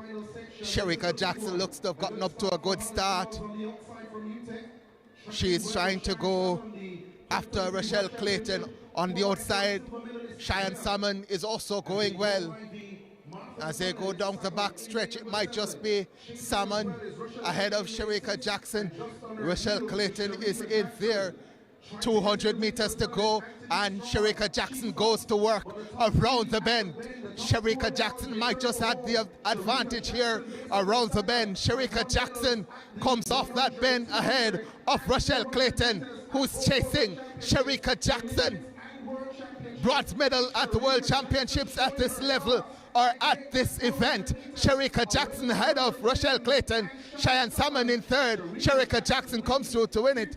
52.05 the flash time for Sharika Jackson.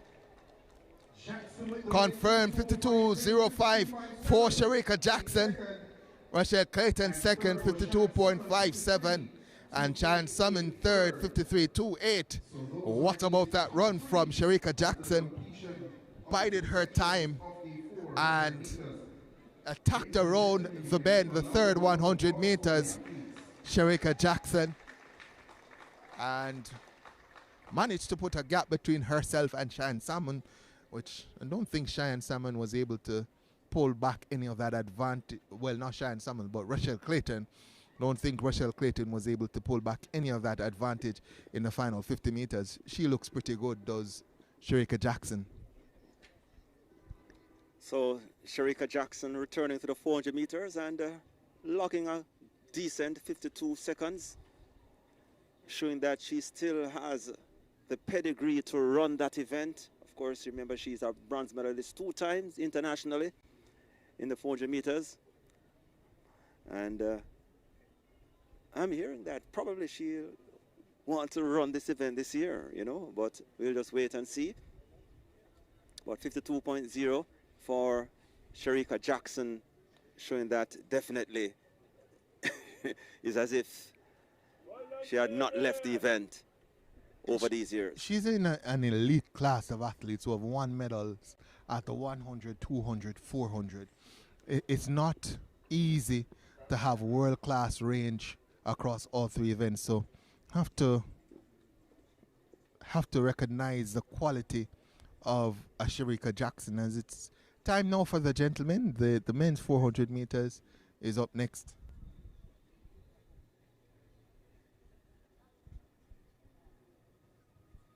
The first section, final D, if you're following on the Ross Athletics app, is on track.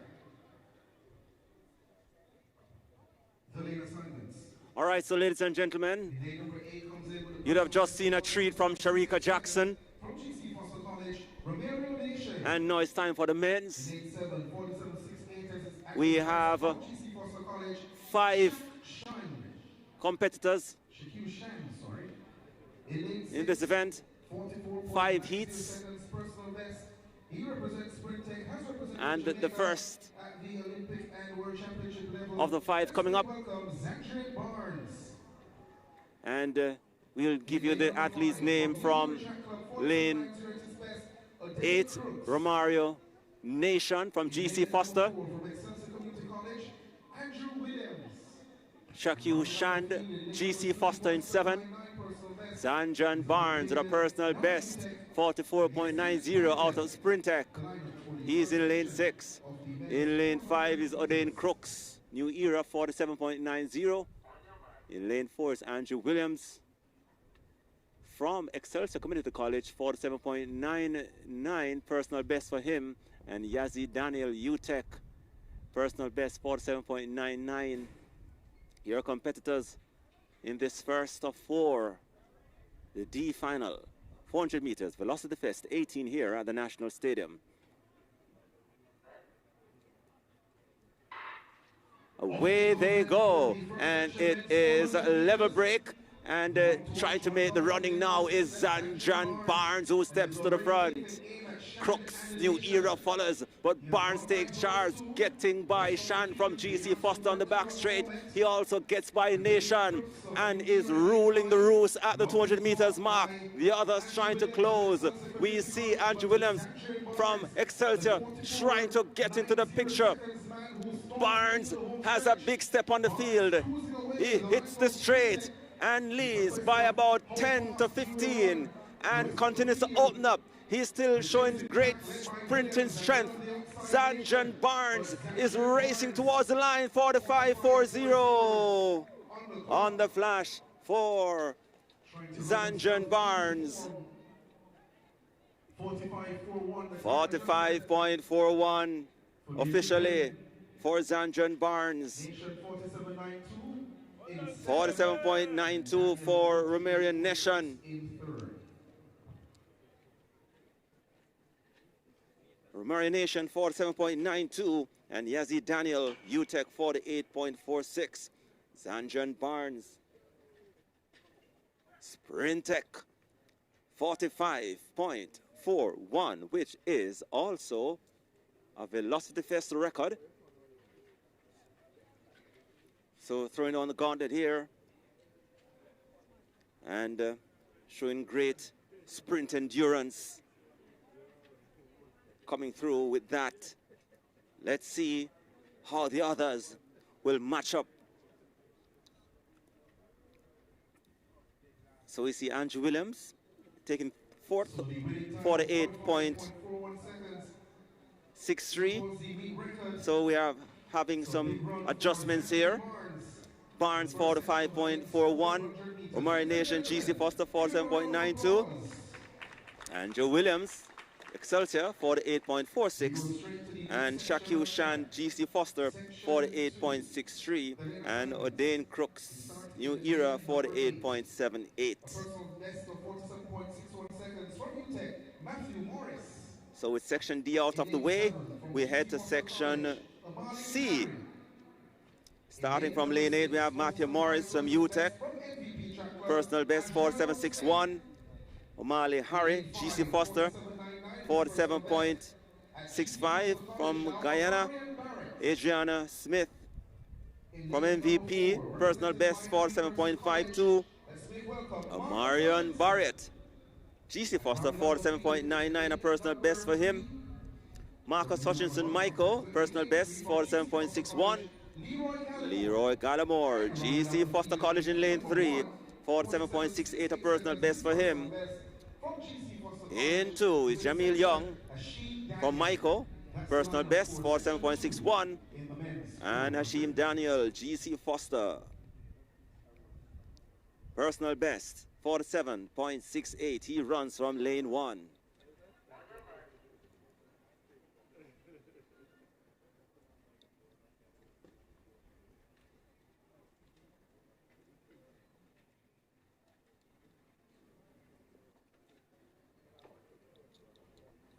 As they go to their marks for this event, 45.41 for Zanjan Barnes.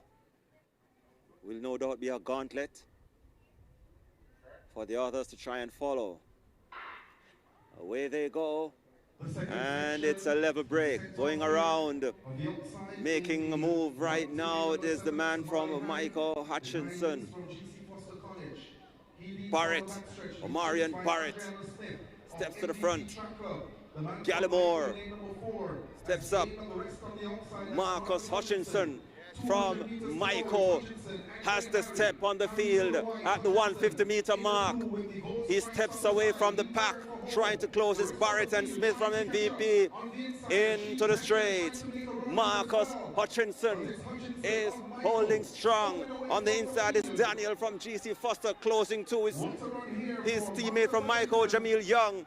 But Marcus Hutchinson comes in at 47.98. Leroy Gallimore second from GC Foster.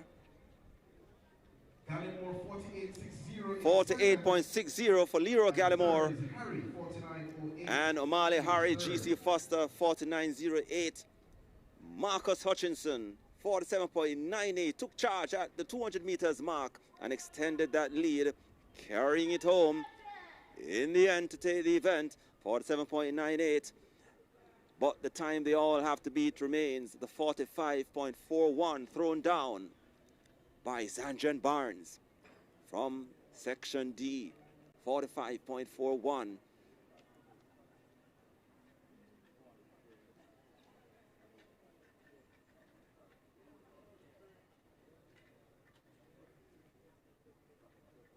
So Hutchinson, 47.98. Another of the Michael athletes coming through and showing what they've got here. And we are seeing more and more athletes from Michael coming through. And as time and the seasons progress, we'll see how they fare with Marcus Hutchinson, no doubt.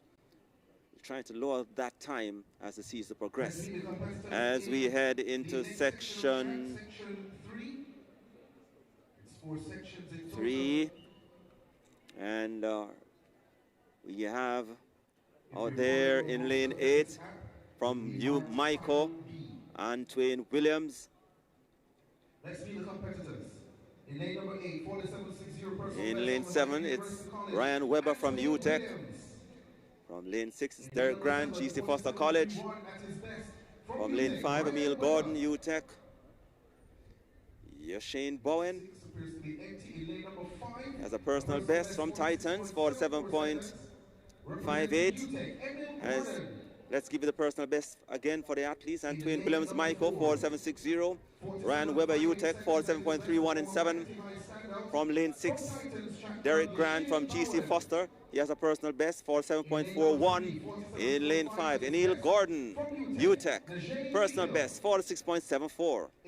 In lane 4, from Titans, personal best, 47.58. In lane 3, from UTEC, Najee Mikhail, personal best, 47.45.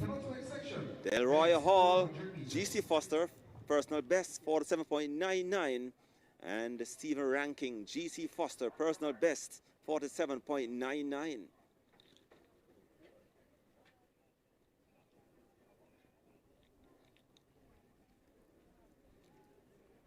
Remember, the time they all have to beat or try to beat is 45.41, which would be no doubt a meet record by Xandred Barnes as they go to their marks. Cool evening here at the National Stadium as the lights come on. And they might have things coming easy down the back straight based on the wind direction. And Steve Ranking from GC Foster, quite obviously running out, not certain why.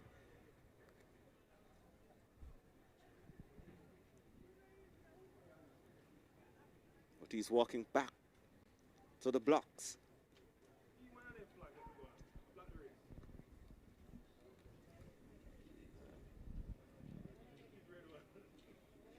And Steve Ranking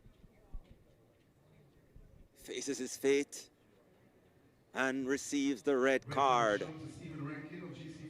Absolutely. A strange decision by Steve Ranking. Got out of the blocks like Jack in the Box and suffered the consequences. So the race is now down to 7 competitors, or 6. Because we are not seeing Derek Grant from GC Foster, who was listed. So we have 6 competitors in this penultimate section. Section 3 of the men's 400 meters.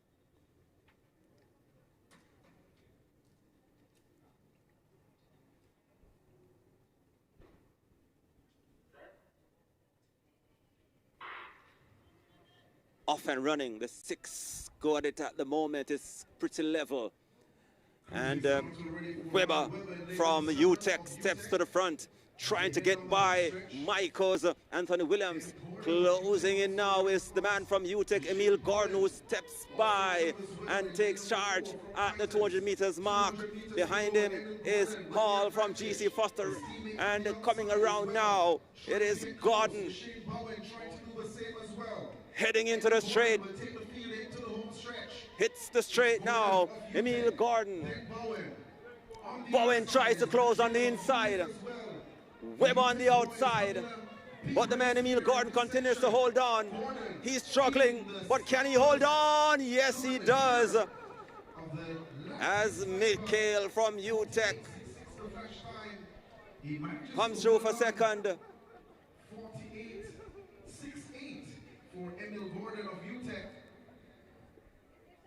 48.68 for UTEX. Emil Gordon, ahead of his teammate Najee Mikkel, 48.85. And Ryan Weber, also of UTEC, 48.96. So Emil Gordon led for a huge chunk of the race and barely held on, but held on you did. And took the event 48.68. So right now the lead, the fastest time for the men's 400 meters held by Xandred Barnes at 45.41. But there's a youngster coming up in the A race that I think has the capability, talent, and potentially can go faster than that. He's gone 45.59 this season. For a personal best over 400 meters, former Kingston College man Taj Marquez White, representing racers. He's going to be in lane number 7, and I think if anyone can take down that meet record and leading time of Xandred Barnes of 45.41, it is going to be Mr. White. He also has to contend with his former Kingston College teammate, Machino Rose, who, by the way, is also at the races. So lane 8, Kemar Davis from Dynamic Speed in lane 8. Taj Marquis White races in lane 7. In lane 6, out of Canada and Sprint Tech, Brendan Rodney, 45.96. So Taj Marquis White, of course, in lane 7, personal best, 45.59. Brendan Rodney, Sprint Tech, 45.96 in lane 6, a personal best there for him. In lane 5, from racers, Marcina Rose, personal best for him, 45.90. In 4, out of St. Vincent and the Grenadines, representing GC Foster College, personal best, 46.15, Akani Slater. In lane 3, out of Trinidad and Tobago, representing MVP, personal best, 46.43, Roshane Sinister, from MVP. In lane 2, out of Trinidad and Tobago, GC Foster College, and the personal best, 47.99, Anderson Burris in lane 2, and in lane 1, from UTEC, personal best, 47.99, representing UTEC, Chevron Wardlaw. So let's see if the time done by Zandran Barnes in the first section will be challenged here by the 2 former Kingston College men coming into this event. Martina Rose in lane 5 and Taj Marquis White in lane 7. I'm going to go out on a limb here, Rasha, and say that Taj goes faster than 45.41, takes down the meet record, and leaves here with the fastest time.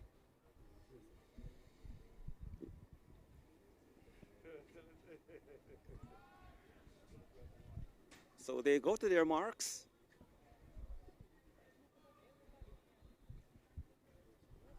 The time to beat, 45.41. As a hush comes over the stadium.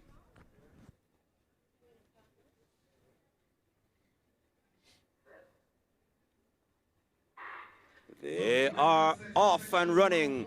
Sprinting out, Davis from Dynamic Speed. Can he hold that speed? Then Brendan Rodney steps to the front.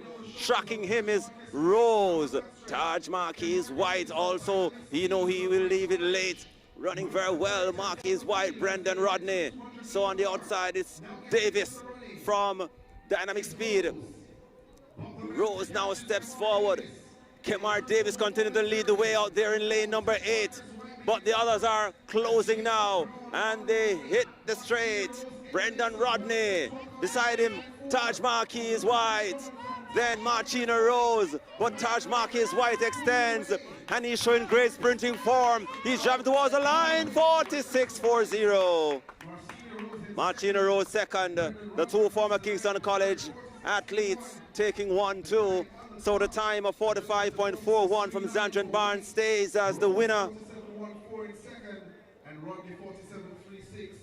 46.39 for Taj Marquis White, Rose 47.14 second, and Brendan Rodney sprinted. He takes third, 47.36. Yeah, Taj went out way too slow for the first 300 meters. He was probably about 4th or 5th with 300 meters gone, and then with 100 meters to go, he started to really put some pace or some pep in his step. Has to correct that if you're going to be competing with the big boys. If you want to go sub 45, you have to suffer, which means that you have to run the first 300 meters hard and allow your pace to bring you home for the final 100 meters. Can't be running at 400 meters with the 100 meters where you're starting to put that effort in. He's going to learn. He saw his teammate a few years ago, Antonio Watson. He eventually learned that you have to run that first 200 meters hard, first 300 meters hard, and he came up with what? A world championships gold medal. Certainly. And I think that's where Taj Marquis White is going. Has that potential, has that ability, but as I said, has to run that first 300 a little bit harder than that. Certainly the race distribution, the sprint distribution wasn't up to par there for Taj Marquis White, because when you see him finishing here a short while ago, you saw that he had a lot in terms of, you know, more you could have offered because he was sprinting. You normally, I mean, at the end of a 400 meters race, you're not seeing such a fast sprint, but you're seeing him sprinting. You know, so that distribution has to be corrected and the endurance part will come. So Zandran Barnes coming out on top in a meet record 45.41. Marquis White, despite that, he comes through and takes second overall at 46.39. And Martina Rose will take third overall, 47.14. And Brendan Rodney, 47.36. The top four, Romario Nation, GC Foster, 47.92. Marcus Hutchison, 6, 47.98. And Akani Slater, 48. Kennard Davis, he led a long time in this race. He faded eventually, 48.43. So that's the completion of the 400 meters. And one of the events that is taking place right now, it is the discus event. I think Chad Wright leads in the discus. Last I saw it was over 62 meters. It was only one over 50 meters as a matter of fact. Chad Wright. So we'll get those results. Well, I have the current standings, not the results, but the current standings. So 62.25 Chad Wright of Legacy, he leads. Mowat of Explosive Movement Athletics is second. 50.95, went over 50 meters on his fourth attempt, is second man over 50 meters. And then Moses Parkinson, unattached, competing unattached, 46.94, is third right now. Only three competitors. By the way, Joseph Solomon, who is from Jamaica College, one of the favorites for the Class 1 boys discus throw, was listed, but DNS here did not start. And looks as if we're about in the fifth round. Well, we're 4 rounds done, so 4 rounds done in the men's discus throw. So 2 more rounds to come before we get to the end. But Chad Wright has a distinctive and sizable lead in the discus throw. Samantha Hall, she took the women's event with a best mark of 58.31. Samantha Hall from MVP. Brianna Tammy Monteith from GC Foster, registered best mark of 42.68. And Anthony James, UTEC 34.60. Samantha Hall winning comfortably here, the women's discus event, 58.31. Alana Reed makes her 2026 debut on the track here. So coming up next, back after a 2-year gap. Looks like the men's 800 meters is next on the schedule. That is scheduled at 6:15, which is just about now. But I'm not seeing anyone out there. So I'm wondering if we will have the 800 meters. They had 4 competitors listed for that event. And I'm not certain if they are there. Well, I see someone walking out on track, so I'm assuming we will have the 800 meters, and then right after the 800 meters will be the senior men's 400 meter hurdles, and then we go to the 200 meters, which is the most anticipated of the events here at Velocity Fest.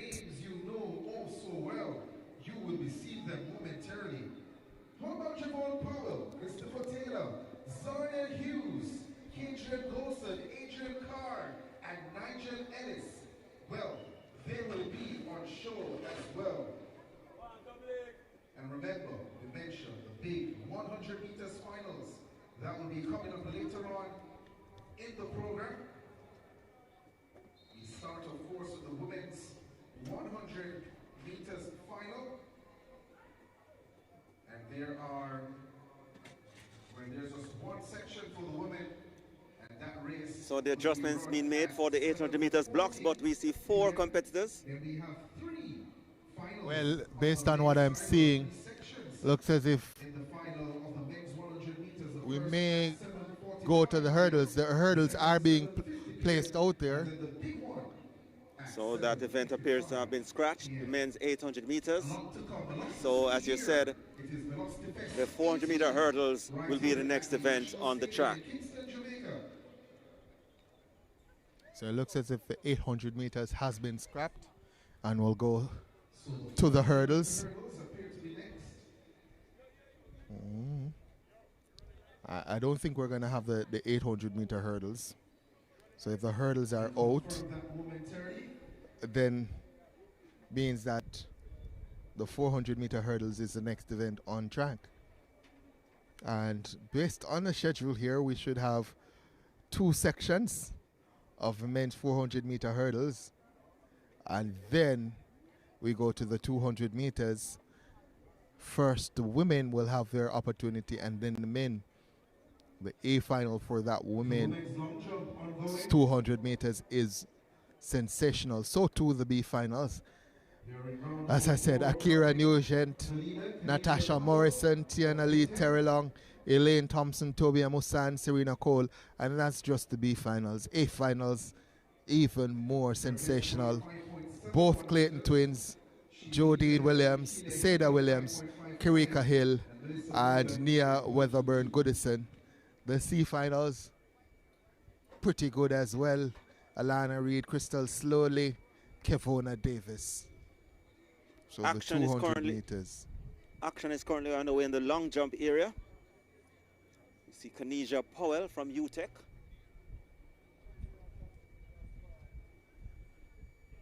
Gets the white flag, a decent jump for her. At an opening 5.71 meters.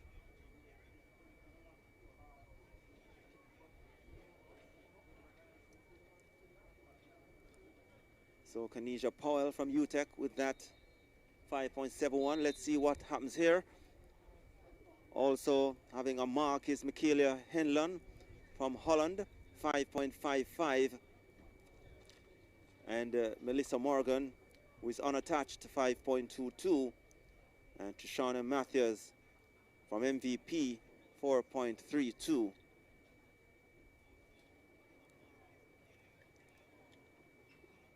So Powell sits atop the pack so far with 5.71 meters in the women's long jump.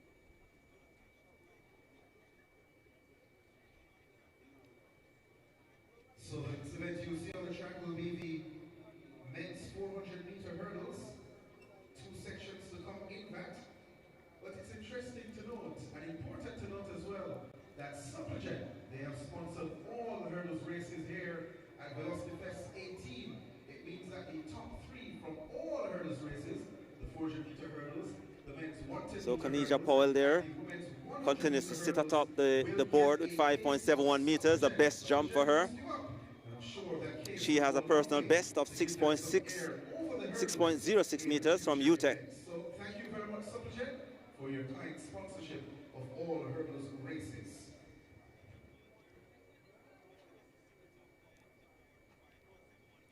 Also coming up today is the shot put women's. We have 3 competitors listed: Adonai Ferron from Throws R Us, Anthony James from UTEC, and Brianna Monteith from GC Foster.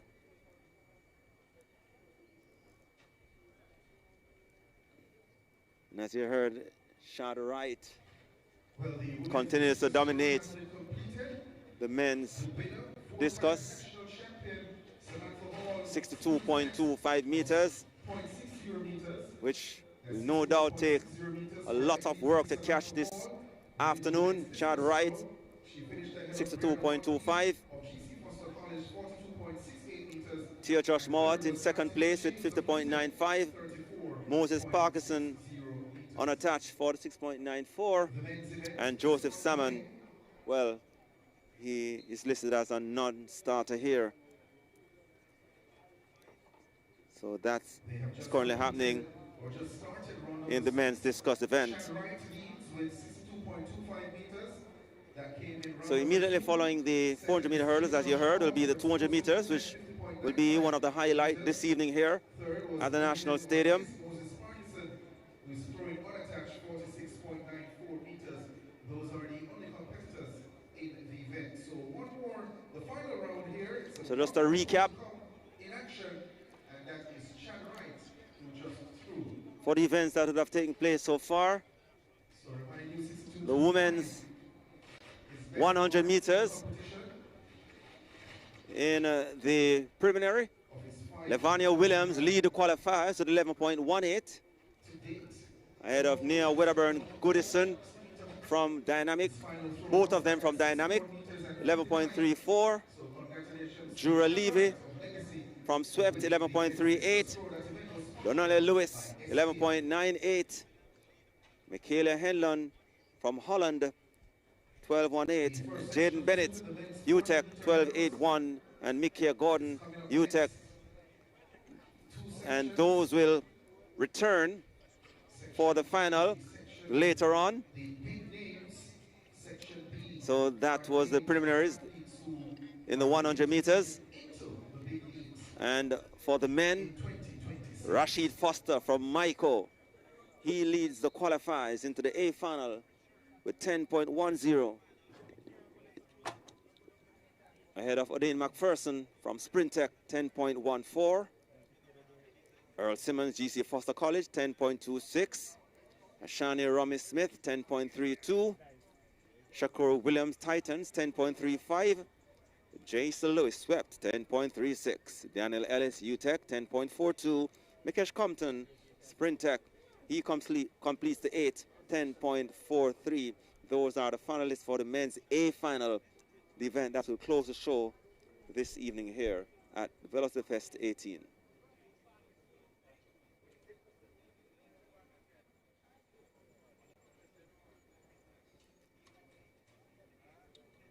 Kanisha Powell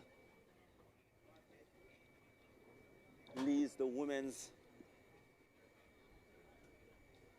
This is Michaela Henlon from Holland. She had an opening effort of 5.55. Let's see if she can better that. Here she comes. And guess one gets the white flag.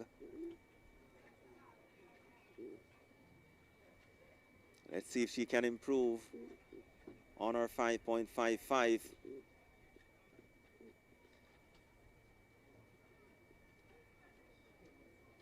And this is Kanisha Powell again on the runway on your screen. Well, the men are just about ready for the first section. So it's a men's 400 meters. She has a best mark of 5.71. While they get ready, I want to say a big thank you again to all our sponsors. Let's see if she can better that mark in this next round of the series for her. In all hurdles races, the men's 400 meter hurdles, the women's 100 meter hurdles, and the men's 110 meter hurdles will benefit from a case of Supergen, courtesy of Here the she men's comes. sponsors. Also say Kanisha Powell gets to the board and gets the red flag. MVP, SDF. So that will not count for Kanisha Powell from UTEC, as the men are now on track for the 400 meter hurdles. Sponsors for Velocity Fest, number 18.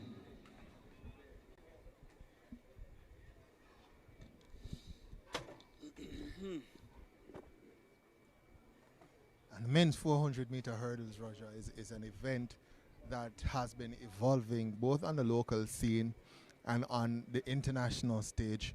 The standards on the international stage right now is so very high, with the likes of Kristen Warholm, I like to call him the warboat, Benjamin, and of course the Santos. Those three guys have pretty much dominated the event over the last 3 or so years and have set very high standards. But locally we do have some very good athletes as well.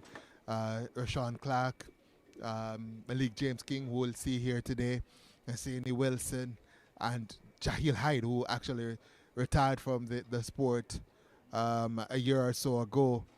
hung up his spikes.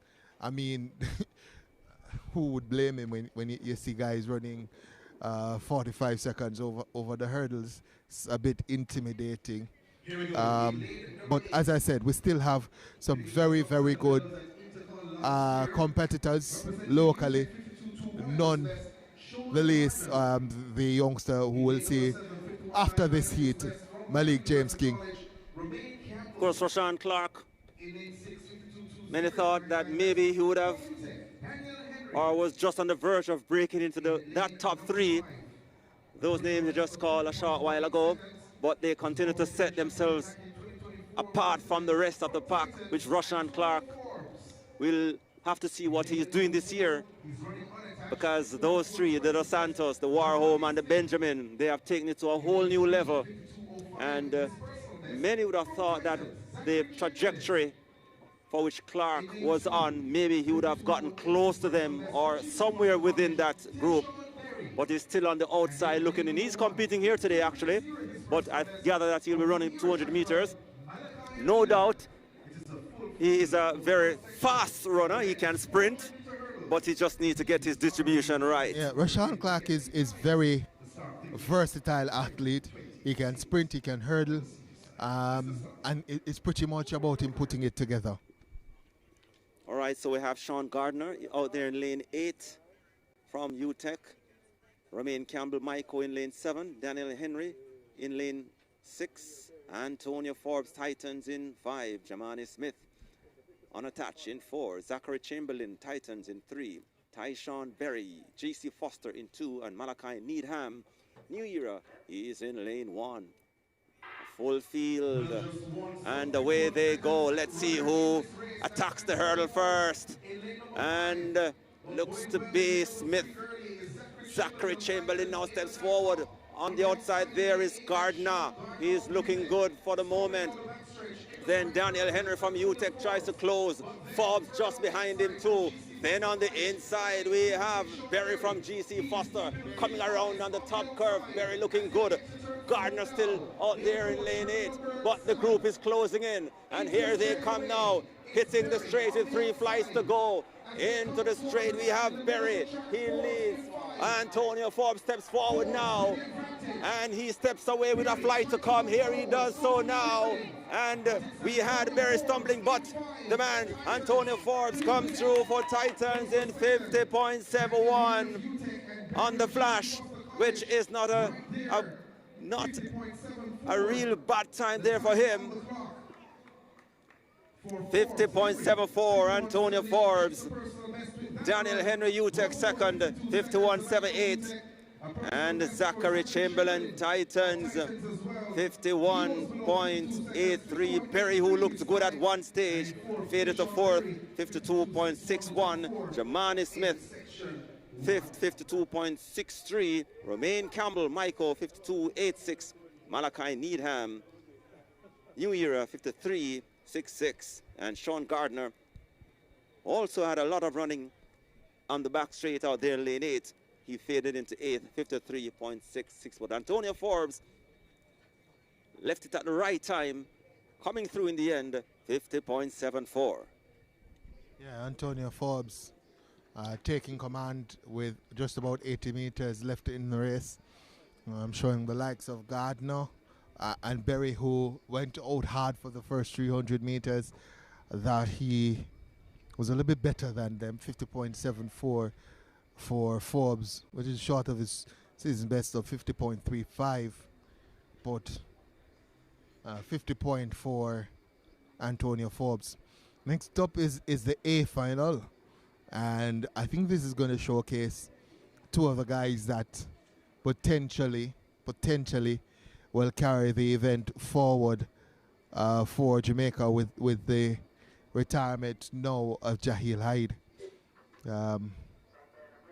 Not necessarily teenagers themselves, but still relatively young. So on your screen there, your competitors, Romario Stewart in lane 8, in lane 7, Shane Wilson from Titans. In lane 6, we have Ryan Campbell from GC Foster. In lane 5, we have Malik James King. Personal best, 47.42.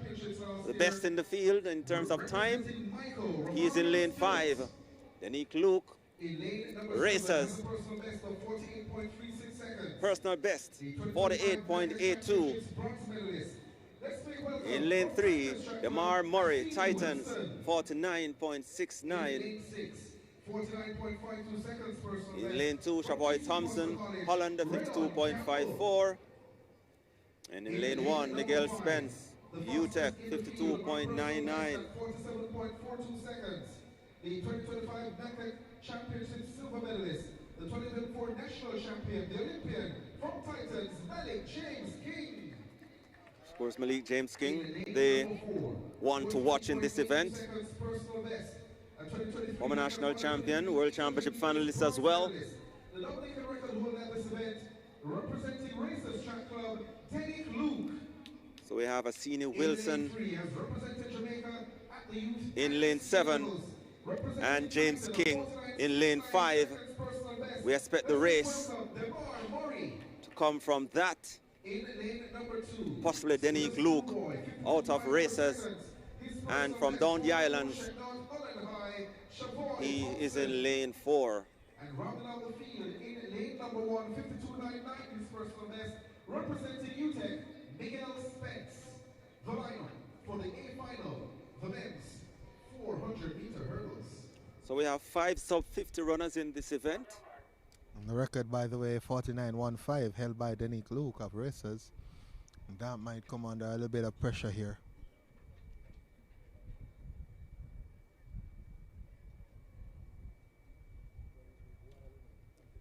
As they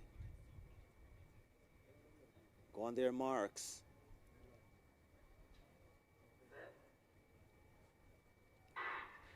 Off they go, and making the early running is the man there, Asini Wilson, and he gets by Stewart, leaving the others to play catch up. Wilson continues to race away.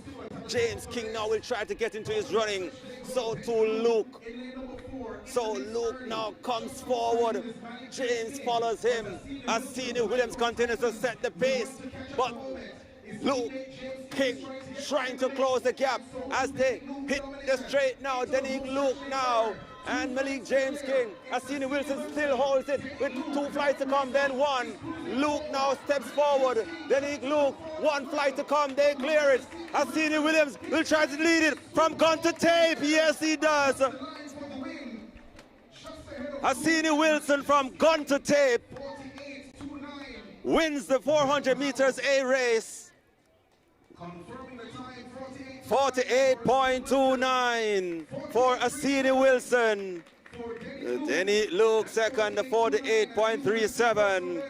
And Malik James King third, 49.15. And it's a new record, ladies and gentlemen.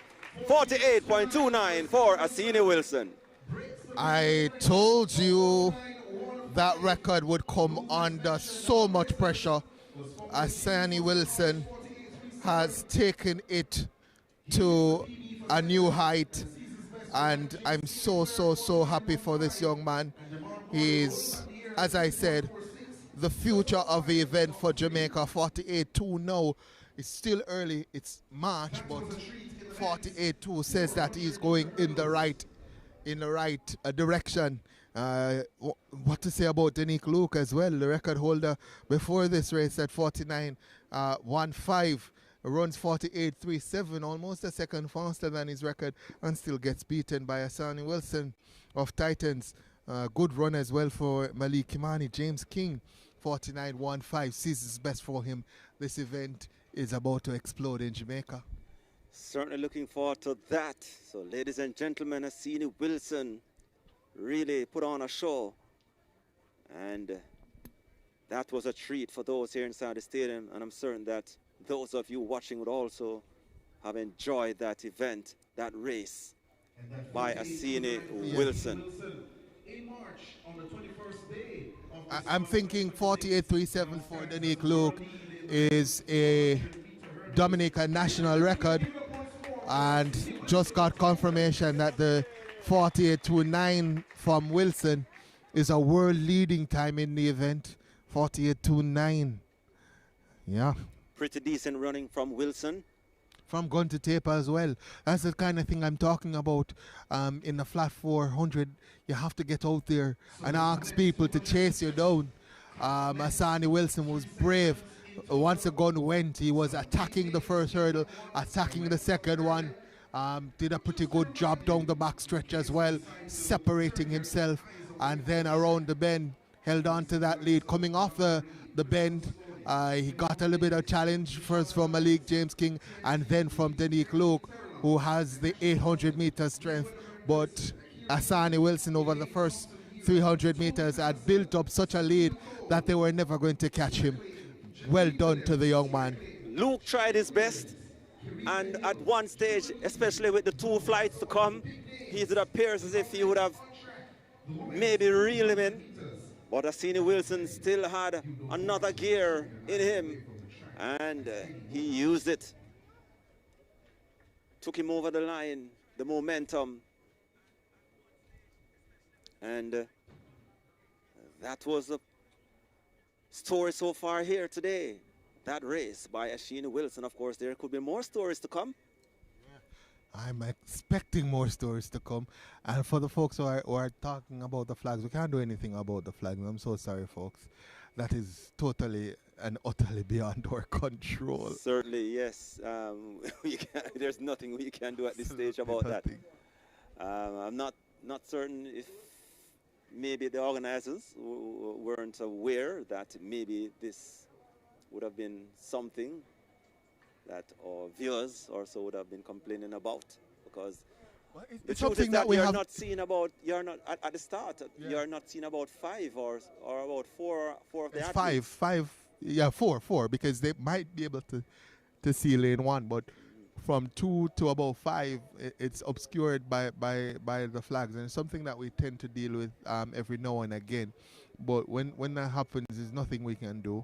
The sponsors take pride of place. Unless in the future, maybe we can have a discussion, especially from a broadcasting point of view. Well, I know champs is in a couple of days. I definitely would want to see something like this. And I'm certain that you won't be seeing that at champs. You definitely won't be seeing that at champs. So that is the situation, ladies and gentlemen. But the next event on the track, you won't have those troubles, and because it's all clear over that side. The start of the 200 meters as they continue to clear the field of the hurdles. But what a run from Asani Wilson. Yeah, I'm personal best, in March. Was the third week of March. Frontier is for him to go closer to that 48-second barrier. I think he goes 47 this year. I thought he would have done so probably a couple of years ago, but for some reason didn't get to that level. And the thing is, it tends to happen. I remember as a javelin goes off, that's a pretty good throw in a javelin there. I remember a few years ago, I was watching Malik James King, and I was saying, boy, this youth is on the verge of making that breakthrough. And then all of a sudden, he put it together, put one race together, and he was at 48 low, and then he put another one together, and then another one. And before you know it, he was at 47.4. And I think that's what's going to happen with Wilson. His confidence surely will be at an all-time high after tonight. He knows that he can get out there and run fast over the hurdles. So I'm looking forward to seeing what he does later on in the season. I'm also looking to see what's happening in the javelin throw. So Elvis Graham leads with 72.09. He's a national record holder at 77.31. So that's what's going on. So 70 meters throw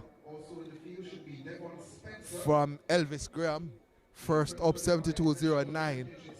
And this is an event that I'm hoping develops for Jamaica.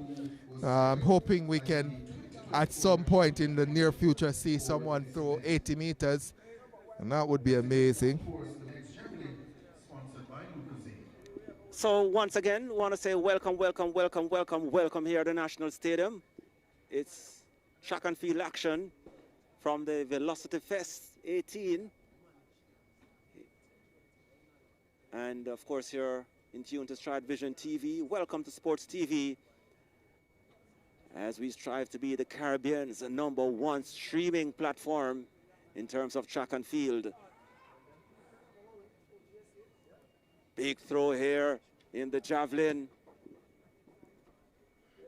Elvis Graham going at it. And we have just about 1,300 persons watching live. I just want to remind you guys to like, share, and subscribe to the channel, and to get as many of you as possible as we await the mark in the javelin throw.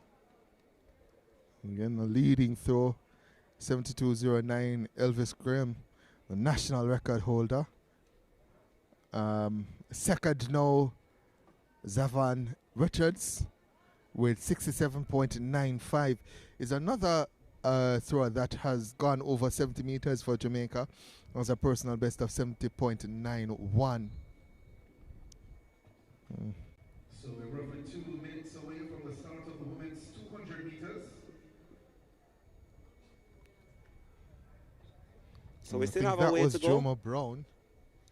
We the still second throw. We still have some way to go before the start of the 200 meters. 200 meters. So don't worry, folks. You're not going to miss the 200 meters. But action going on in the field, and we here at Stride Vision, we believe that it is track and field, not just track. So we're keeping close to the track and the field. And fourth, Trishawn Matthews, representing MVP. Her best was 4.32 meters. And of course, the women's long jump was sponsored by MVP. But in terms of the 200 meters, Roger has fought, the women's 200 meters, there are 3 heats, and all 3 heats have quality. First one, Kevona Davis, Alana Reid, first up. And I mean, you just get better from there on out. The 200 meters, you definitely don't want to miss if you're a fan of the sprints. And a lot of persons will be seeing Kevona Davis for the first time. Graham. Big shout. Shouts that one on. And that's a massive one. That looks big. That looks big. Elvis Graham competing unattached. The national record, 77.31. And that could eclipse his well, let's see. 72.09 that was thrown down earlier. I think that's better than 72.09. I don't think it's better than 77.31. No. But 72.09. So we'll wait the mark for Elvis Graham getting it out there. And I'm happy that the high jump is done, because he's getting it out there. Elvis Graham. 55.08. That's a meet record for Elvis Graham. So he gets better and better. Season's best meet record, 75.08. So Elvis Graham putting on a show. A show he did. And next in the order, that was Devon Spencer, who was gone 69.20, but a bit down on the throws here from Elvis Graham. We'll get back to the javelin in just a second. Let's go to the 200 meters, Roger. All right, so, ladies and gentlemen, it's back to track action. We certainly are enjoying what is happening over there in the javelin, and we'll keep you updated where that is concerned, ladies and gentlemen. In the meantime, between time, let's give you the starting lineup for this 200 meters, section 1. And we have out there in lane 8, Kishana Niles from UTEC, personal best 24.50 for her. In lane 7, we have Triana Tanya Lowe, GC Foster, 24.42. In lane 6, former world youth bronze medalist and NCAA standout, now here training in Jamaica, Kivona Davis, with a personal best of 22.26, former Eden Allen standout. We look forward to her. Then in lane 5, we have Mikhail Moody from GC Foster. She has a personal best, 23.80. In lane 3, Alana Reed, former Heidel standout, champ standout, world junior under 20 bronze medalist. In lane 3, and in lane number 2, we have Janelle Joseph, MVP. She has a personal best, 23.92. We have non-starters in Crystal Slowly from UTEC and Giselle Shaw from Fusion Athletics. So 6 facing the starter here. This could be a very pretty interesting race because we have the likes of Lana Reed, Davis, Kevona Davis, and Niles out of Barbados. Shiana Lowe, GC Foster. So Reed and Davis, we certainly look to that in terms of where we think the winner would come from. Into their running, and Davis gets up well, getting by Foster and Niles on the outside. Into the straight they come now. Alana Reed has a slight lead, and she steps away from Davis. So Alana Reed is stepping away, the former champs, big 100 meters champion, and she's driving towards the line. 22.84 on the flash. Decent time for Alana Reed in a positive 2.7 win reading. 23. So it's 22.83 for Alana Reed. She means business. Kevona Davis, who got a big start, took second, 23.31. And Mikhail Moody, GC Foster, 23.62. Alana Reed means business with 22.83. Yeah, pretty good opening run there from Alana Reed. Though the wind over the allowable limit at 22.83, that is an all conditions personal best for her. Personal best 22.95. So for her to be that fast, even with the wind over the allowable limit, says that she is in good shape. I liked the way she looked off the curve. She was right there with Kevona Davis, who I thought ran a pretty decent first 100 meters. But once they got off the curve, Alana Reed managed to pull away from Kevona Davis and get the win in a pretty decent time. I'm encouraged as well by Kevona Davis, 23.31. That's a good early season start for her. So pretty encouraging signs from the youngsters. Yeah, man, Davis is particularly, and a lot of persons came here to see Davis, and a lot of persons are also watching out for her. This is her first race since returning to the local scene to pick up her training. Of course, he started training here at Racers at the start of the season as the javelin continues. We'll have an update on that. But you know, Elvis Graham was having the field under pressure with 75. As we head now to section 2 of the women's 200 meters. And ladies and gentlemen, we have a very special athlete in this event, so make sure you tell a friend to come on and watch Stride Vision TV right now. Well, I'll say several special athletes. Definitely so. Definitely so. So, ladies and gentlemen, continue to share, like, and subscribe to the Stride Vision page. as we will now get ready for section 2 of the women's 200 meters. 22.82 the time to beat. But let's get on the way with the starters for this race. In lane number 8, former champ standout from Eden Allen, now representing Swept, Serena Cole. And we have just seen that Tiana Lee Thurlong will not compete. So you will not see Tiana Lee Thurlong in this race. She has been scratched. So lane 8, Serena Cole, 24.09. In lane 7, from Racers, the world 100 meters hurdles record holder, Toby Amasan from Racers in lane 7. Then in lane 6, personal best, 21.53. The double-double Olympic champion, former national champion, lane 6, Elaine Thompson era from Elite.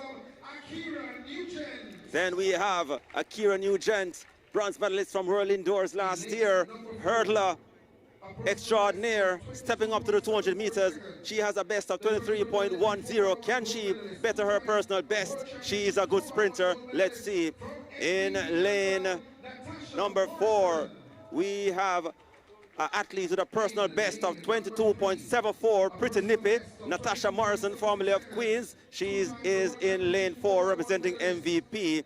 And coming up in lane 3, we saw her earlier, and she'll no doubt compete a little later on in the 100 meters final. Jura Levy, formerly of Vare, she's representing Swept. She has a personal best, 22.76. So we have some heavy hitters in this event. Toby Amasan, she has a personal best, 22.66, which was done this season actually. So we expect a good race. Elaine Thompson-Hira, we saw her a couple of weeks ago in the short sprints, taking on the long sprint. We'll see the real shape of our double-double Olympic champion as they go to their marks. A hush comes over the stadium yet again.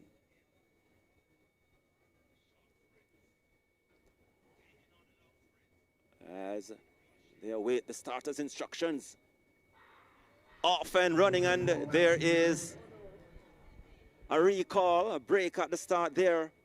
I thought I saw Serena Cole kind of dancing in the blocks out there in lane number 8. And just for the viewers' purpose, the world lead currently 22.22, Adija Hodge of BVI, and the meet record 22.19. And of course there was a story on Adija Hodge earlier this week. Of course we saw her at the indoors, NCAA indoors, coming back. That was a yellow card, looks like, for Serena Cole. Certainly, we saw. I definitely saw her dancing in the blocks. Appears to be a yellow card shown to the field. So, all's well that ends well. All will go back to face the starter. So we got the news that Adija Hodge would have served some time for suspended time.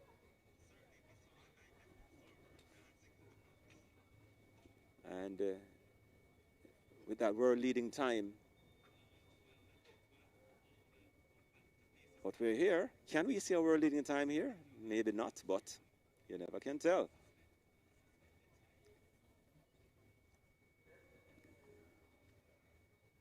They're off this time. And Amasan gets up well, Nugent. So coming around in the top straight, it's now Thompson Hira. He hits the straight. The others trying to close, including Morrison and Levy. But Thompson opens up.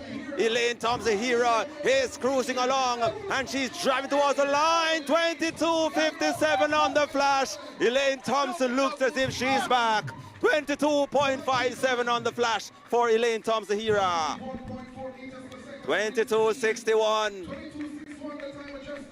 Toby Amasan runs on for second, 23.25. And Akira Nugent third, 23.35. The double Olympic champion Elaine Thompson-Hira. I can say that Elaine is back. I was a little bit worried about that Achilles and running the 200 meters, the turn of the 200 meters. So I was watching her on the curve. I didn't see any sort of discomfort from her. I didn't see anything of her easing up. So it says to me that she might very well be finally over that Achilles issue. And with that run, 22.61, she is going to be so much more confident going forward. Ladies and gentlemen, the double Olympic champion is back. Certainly, 22.61, positive 1.4. And that run by Elaine Thompson-Hira suggests that she should have some confidence going forward now. Don't want to see this. Serena Cole, she's down. Had a brilliant start, a brilliant first 50, and then she hit the curve right by the water drum. Looked as if she felt something and stopped. She's down on the track now. Yeah, she certainly had an explosive start. And she looks to be in serious discomfort. Maybe a bit too explosive for her. Maybe not, maybe. But we wish her speedy recovery in terms of, you know, her coming back on the track. But she's not looking good at the moment. On your screen, ladies and gentlemen, that is Serena Cole. Looks to be writhing in pain. They'll try to bring her to her feet. I'm looking to see if that's ankle that she's favoring or it's the groin. I'm not sure. And she's also appearing to be in tears as well. But not a good look for Serena Cole. Not a good look. Led off a world record under 20 Jamaican team. Lots and lots of talent. She's capable at 100, capable at the long jump as well. But it's final heat now. Women's 200 meters.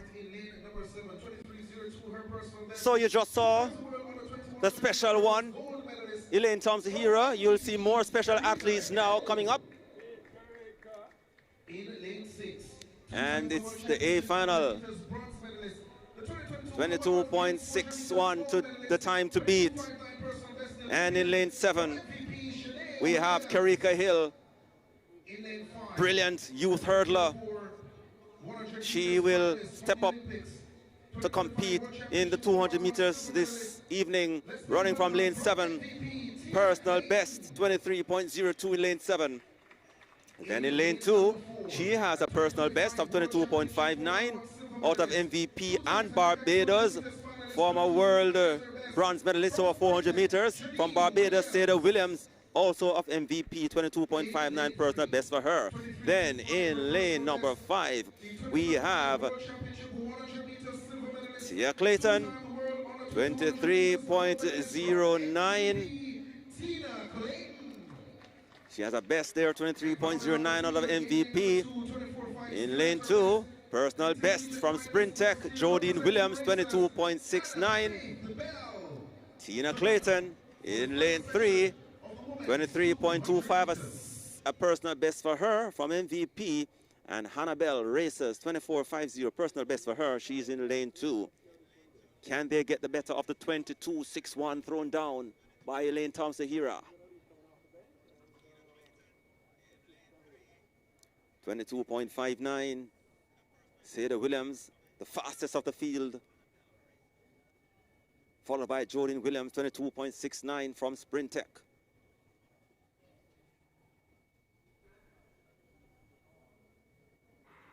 Off and running. It looks level for now. On the outside there is Hill, then Seda Williams.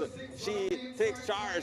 Beside her is Jadine Williams. On the inside, the Clayton sisters will try to come forward. On the inside, Tina Clayton is trying to step forward, but running very well is Karika Will on the outside. The hurdler, the Clayton sisters trying to close, but the hurdler in Karika Hill takes it.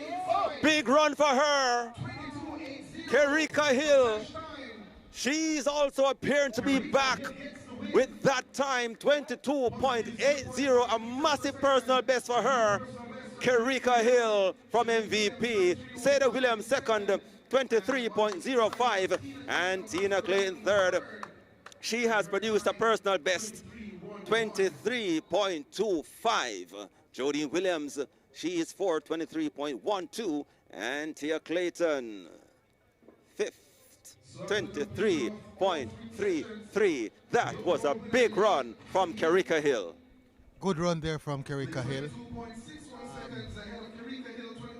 She is one of those athletes who has lots and lots of range. She is able to do the 100, obviously able to do the 200, but her better event or best event might very well be the 100-meter hurdles. So I'm interested to see how she translates this newfound speed into that 100-meter hurdle later on this season. I think she has lots and lots of potential to do something big for Jamaica later on in the year. So personal best there for Karika Hill. The men's 200 meters is up next, but before we get to that, let me give you the first section of 5 of the SDF-sponsored men's top 200 meters on track. times for the women's 200 meters. Elaine Thompson-Hera, 22.61, topping the field. Karika Hill second, 22.80, and then Alana Reid with 22.83. Those are the top three. Let's go to the first heat of the men's 200 meters. There'll be 4 sections, so we'll start with lane number... Well, there'll be 5 sections, so let's start with lane number 8. We have Tyrone Williams of UA Mona in lane number 8. Lane number 5, that's Emmanuel Archibald. Lane number 3, Tamark Stevenson. Lane number 2, that's Romario McIntosh from Dynamic Speed Track Club. Lane number 1 from Swift, Yannick Yipt. And those are the 5 that will go. So 1, 2, 3, 5, and 8 occupied.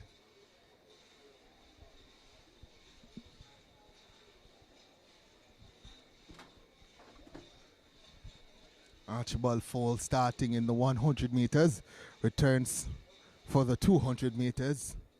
Let's see if he can redeem himself here. He's in lane number 5 as the athletes are asked to stand.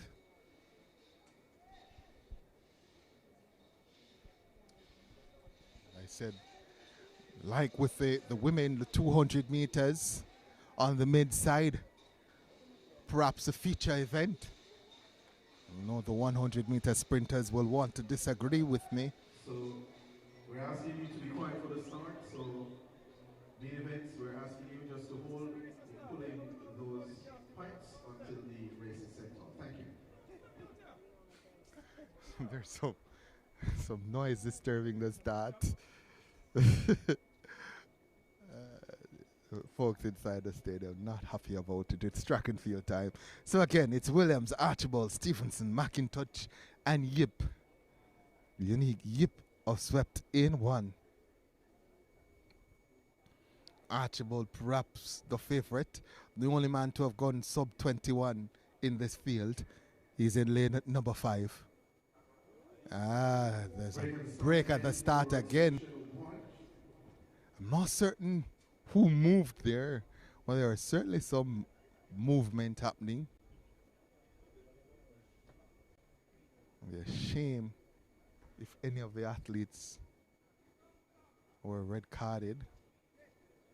The field already reduced to 5. And there's a yellow card to lane 1. That's Yipped of Swept.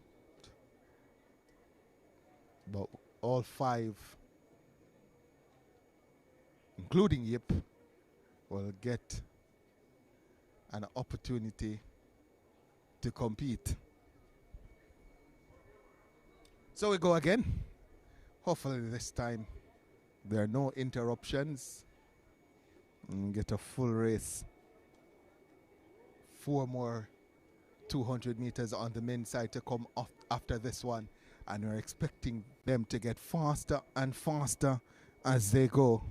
So again, it's Williams, Archibald, Stevenson, McIntosh, and Yip in lane number 1. Gun sends him off and running this time of asking, and already Emmanuel Archibald is up on Williams. Archibald is flying on his inside. That looks like Stevenson going well, but Emmanuel Archibald has this one all over and done. Emmanuel Archibald, the long jumper, the sprinter. Emmanuel Archibald will take section 1, sub 21 as well, 20.96 the flash time for Emmanuel Archibald from Guyana to Jamaica. Long jump to the sprints.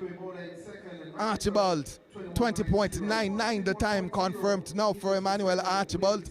The wind speed positive 1.0. Stevenson, Mark Stevenson of UEMONA, second 21.89.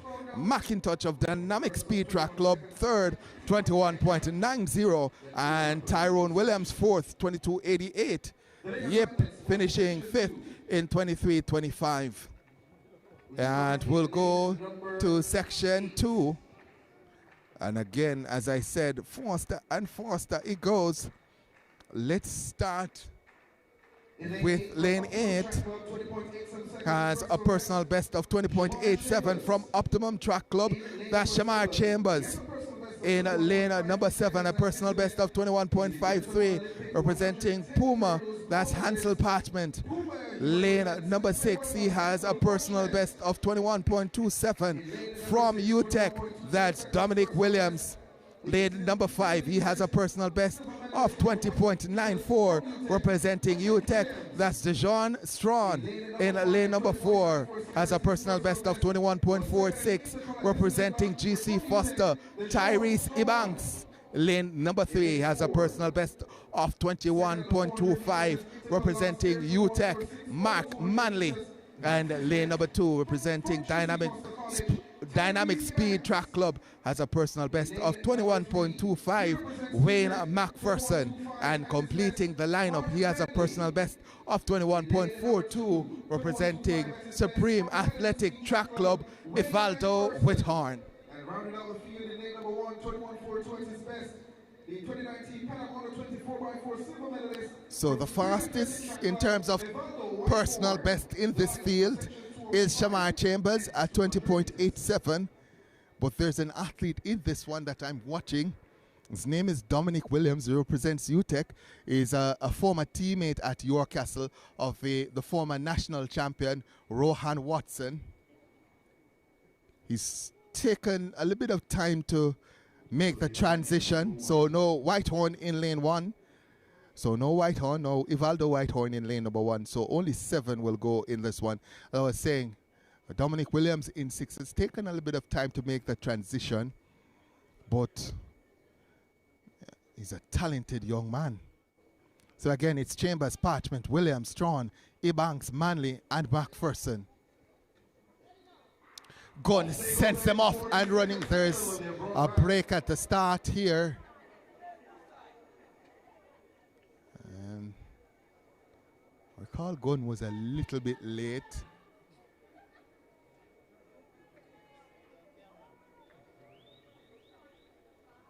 So I recall Gun a little bit late.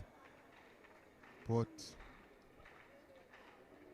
again, I'm hoping that all 7 will get to go as Javelin is back on the cards here. As Graham, is it? Yes, I think it is. Still leads with that 55.08. I don't think that is as far as his 55.08, and I do believe that is his 6th and final throw. So he will end with a meet record 55.08.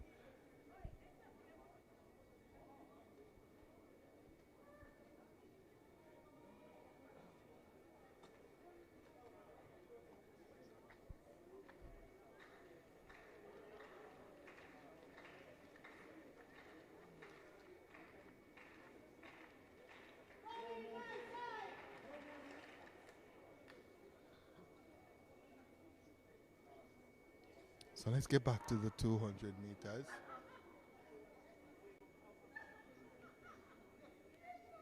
Second one. It's Chambers, Parchment, Williams, Strawn, Ebanks, Manley, McPherson.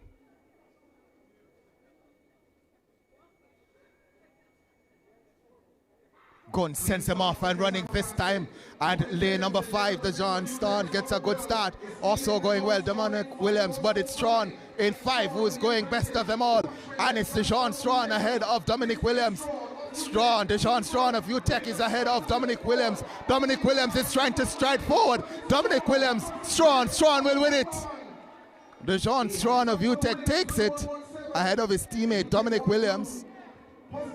And the wind speed positive 0.7. Deshaun Strawn takes it, 21.17 confirmed. No, Dominic Williams in second, 21.22. That's a personal best for Dominic Williams, by the way. Ebanks of GC Foster in third, 21.54. Manley fourth, 21.64. Shamar Chambers fifth, 21.66. Ansel Parchment in sixth, 21.81. And McPherson finished seventh, 21.28. We'll go to the next one. As I said, it is expected that as we go up in sections that will get faster, and based on this lineup we may go faster. I'm not going to say we will, but may go faster. Some pretty good athletes in this one. Let's give you the lineup for section 3 of 5 in the men's 200 meters. We'll start with lane number 8. Has a personal best of 20.43, representing racers, that's Karan Griffiths. In lane number 7, he has a personal best of 21.10, representing Swept, that's Javier Brown. Lane number 6 has a personal best of 21.06, representing Mount Elite, Marcino Barrett. In lane number 5, has a personal best of 20.32, representing Dynamic Speed Track Club, Javier Thomas. In lane number 4, well, there's some DNS here, so no lane number 5, no lane number 6, so we'll go to lane number 4. Has a personal best of 21.14. He is a former national champion at the 100 meters, bronze medalist at the World Championships in the 4x100 meters relay, representing MVP, that's Rohan Watson. In lane number 3 has a personal best of 20.78, running unattached, Michael Sharp. We move to lane number 2 as a personal best of 20.67 seconds, representing Yui Mona, that's Darian Skerritt. And in lane number 1 as a personal best of 20.96 seconds, representing MVP, that's Ramon Barnswell.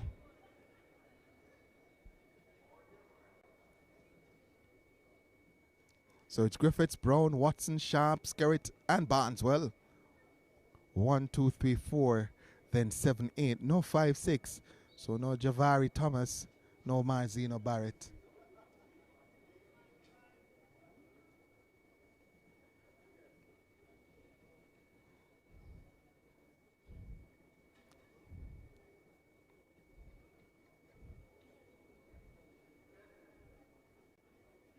Gun sends them off and running, and there's a break at the start.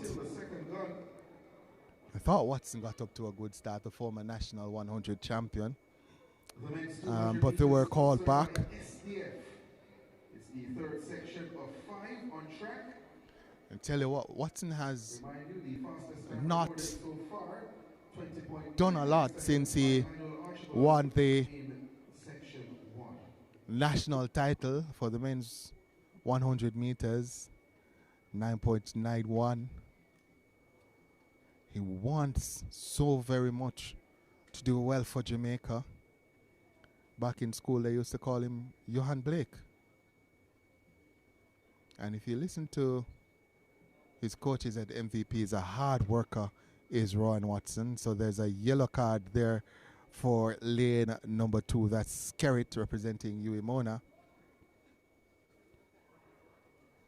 So again, it's Griffiths, Brown, Watson, Sharp, Skerritt, and Barneswell.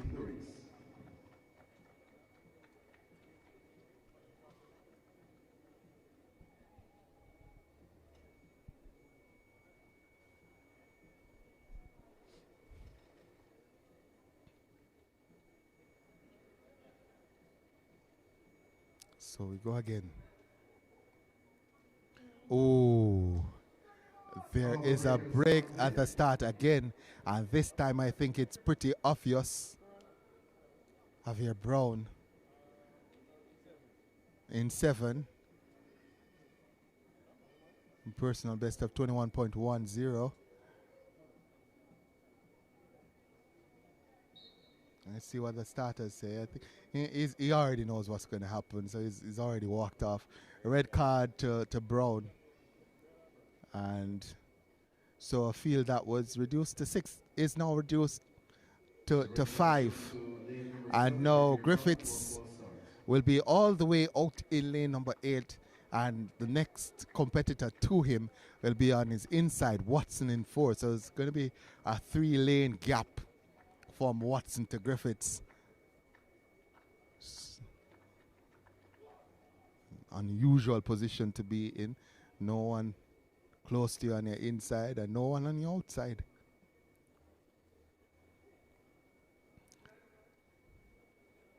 So Gunn sends him off and running, third time of asking, and Ron Watson gets a blast of a start on his inside. Michael Sharp wants to come, so too Skerritt, but the former national champion Watson gets a good start on the outside. Griffiths is coming. Ron Watson versus Griffiths. Ron Watson is holding on. Ron Watson is going to take this one. 20.89 for Rowan Watson. Adjusted to 20.87. New personal best for Rohan Watson. The wind speed positive 0.6 for the man from MVP. Got out to a brilliant start.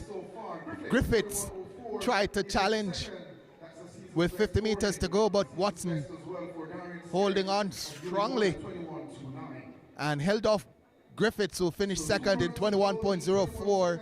Skerritt finished third, 21.29. And so, as expected, we go faster in section 3. 20.87 puts Rohan Watson atop the pack so far. But guess what? 2 more sections to come. And this section, section 4, should be better than section 3. I'll wait to see who turns up. Previous seat, a couple of athletes that I was expecting to turn up didn't actually turn up. So I'll wait to see who's out there before I give the assignments. So that's the assignment that we have. And Francis in lane 2 is a DNS. So Javon Francis in lane 2. Lane 8 also empty. That's Xavier Nieren. So we'll start with lane number 7 as a personal best of 20.69. It's representing Sprint Tech. That's Andre Alex Davison. In lane number 6 has a personal best of 20.49. Former world champion at 400 meters in 2023. Representing racers, Antonio Watson. Lane number 3 has a personal best of 20.69. Is a national record holder at the 400 meter hurdles. Representing Swept Track Club. That's Rashawn Clark. And lane number 4 has a personal best of 20.21.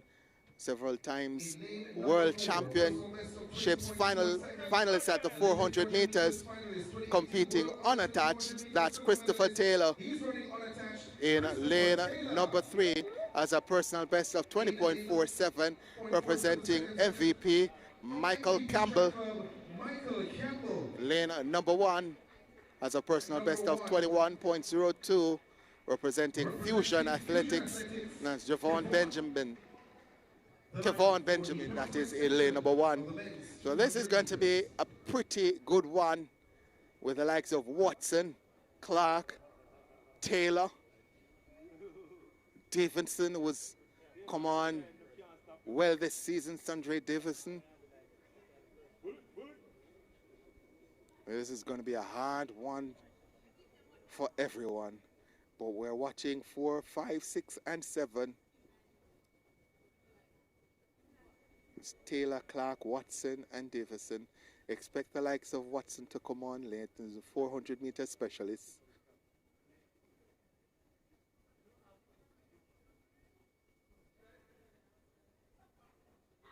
Gutton sends him off and running.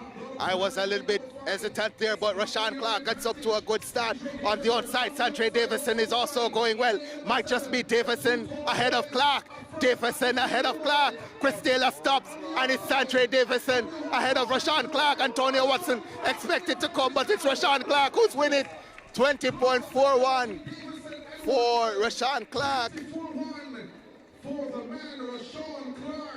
Let's see. Confirmed now, Rashawn Clark of Swept Clark Club, 20.41. That's a new personal best for Rashawn Clark. The wind speed, positive 0.2, almost no wind. Davison in second, 20.51. That's a new personal best as well for Sandra Davison. Antonio Watson third, 20.60 for him.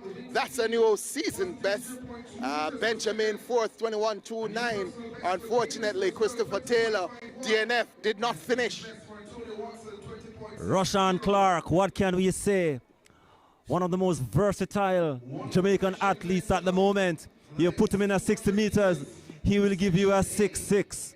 You put him in a 100 meters, he will give you a 10 low. And you put him in a 200 meters, and he will give you 20.4. And if you put him in the hurdles, he will give you a 46. It shows you that this athlete is a very talented athlete. And here he held off two more season campaigners in the likes of Antonio Watson. Of course, remember Antonio Watson would have won a champs over 200 meters a couple of years ago. Sanjay Davidson from St. Catherine, another outstanding sprinter from then. And Rashawn Clark stepping down from the 400-meter hurdles, coming here and winning that 200 meters in an audacious way. It shows you that this athlete is super special. Let's hope that he can translate that speed and the way how you executed into his pet event, which is the 400-meter hurdles. Yeah, a super athlete is Rashawn Clark. Super versatile.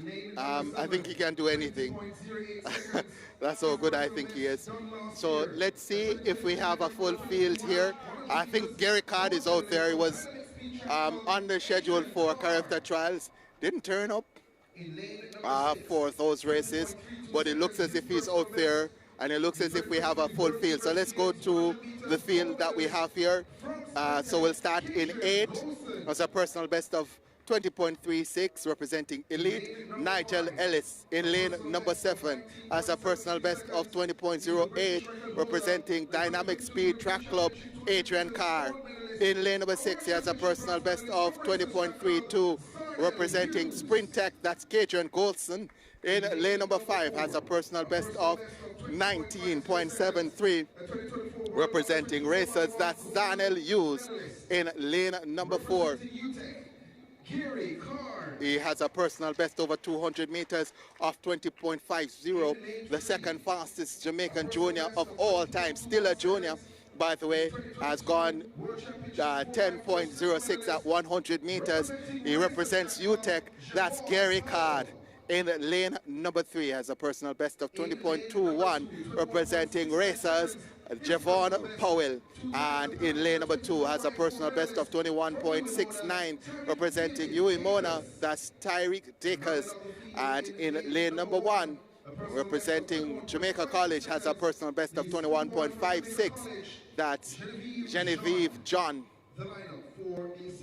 So we'll have a full field for the final section of the men's 200 meters, and as my good friend Bruce James likes to say, if he has gotten it right, this final section should be the fastest of them all. Of course, we have Daniel Hughes in this field, the only man to have gone sub 20 who's going to be in lane number 5. A good measuring stick here for Gary Carr to see where he really stuck up as he moves into his senior years. And 20.50 personal best for him. Let's see if he can get better than that.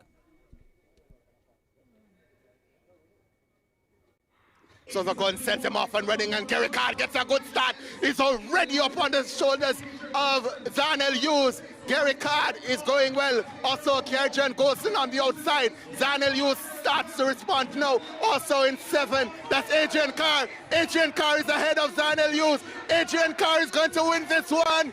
Adrian Carr takes it. 20.58. The flash time. Running there in lane 7, Adrian Carr, former Kingston College man.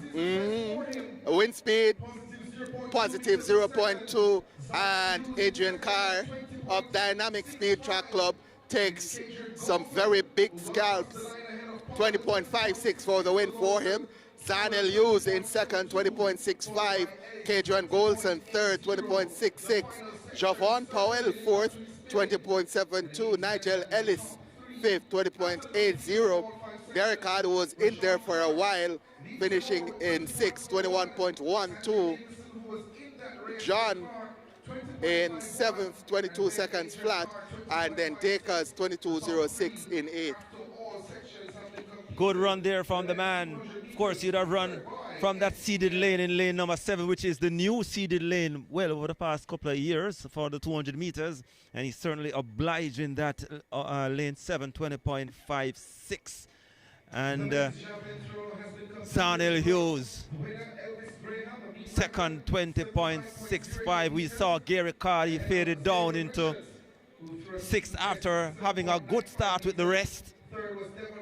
And he finished with 21.12. Let's hope that he's okay, because he faded and had to settle for 6. But overall, the 200 meters event, and we see Rashawn Clark coming out on top, 20.41. And Rashawn Clark looks as if he also means business this year. A good time of 20.41. And of course, you remember Rashawn Clark, he also had anchored Camperdown to Penrelay victory in the 4x100 meters a couple of years ago. So you see the versatility of this youngster. And he showed it here today with a big run, 20.41. Sanjay Davison, formerly of St. Catherine, he comes through with a personal best as well, 20.51. He will finish second overall. And Adrian Carr producing a season's best, 20.56 from Dynamic Speed. The top 3, Antonio Watson just outside the top 3 with 20.60. So those are your podium place finishers in the men's 200 meters. As we are now heading to the straight events, the event that will be on the straight for the final couple of races here this evening, beginning with the 110 hurdles, followed by the 100 hurdles for women, and then it's the final set of races, the 100 meters. But Adrian Clark, he did look good. He did look good, winning that race, although he finished 3rd overall. And we saw where Christopher Taylor, he did not finish his race as well. Let's hope that he's okay. Yeah, I mean, it's pretty early season, so if you're feeling any sort of discomfort, the best thing for you to do is to just stop. Nothing to be won here. So if you feel any sort of discomfort, stop. So 20.56, as he said, for Adrian Carr. He had a breakout season, and last year I think it was got down to 20.08. He's a kind of athlete that you're thinking, hey, he has a bright future in the sport. By the way, his teammate Boaji Nkumi was listed at one point in the 200 meters, not seeing him turn up for the 200 meters. Of course, you'd know Boaji Nkumi from Champs, the only Jamaican junior to have gone sub 10. And we're waiting for him, to make that transition from the junior level to the senior level. But, as I said, listed in 200, not here. But Carr seems to... I remember last season when Carr was running almost every weekend, and folks were saying, hey, it's running too much. And I was saying, maybe it's a plan by the coach. Maybe they want him to get that volume of work in so he can get comfortable with running with these guys. And eventually, he did get comfortable and got down to 20.08. And so I'd love to see the same for the likes of Boaji Nkumi, to be competing, not necessarily week in, week out, but to be competing on a regular basis. We're now seeing that with Davison, and so I'm expecting the likes of Sandre Davison to get better and better. I have a lot of time for him as well.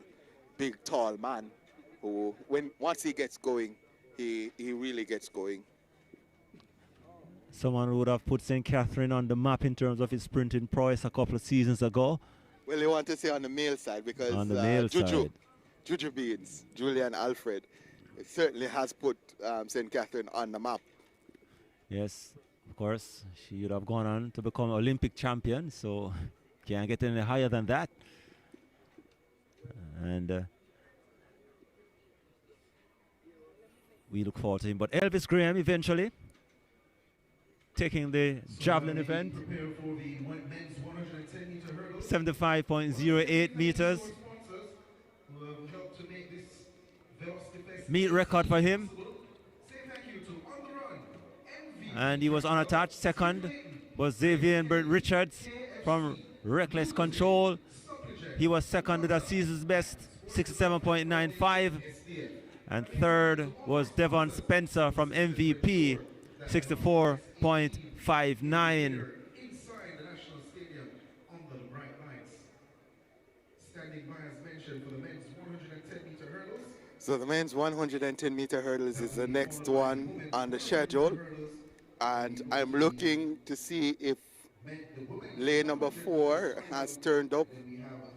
Another Jamaican or the former Jamaican junior star listed on the start list.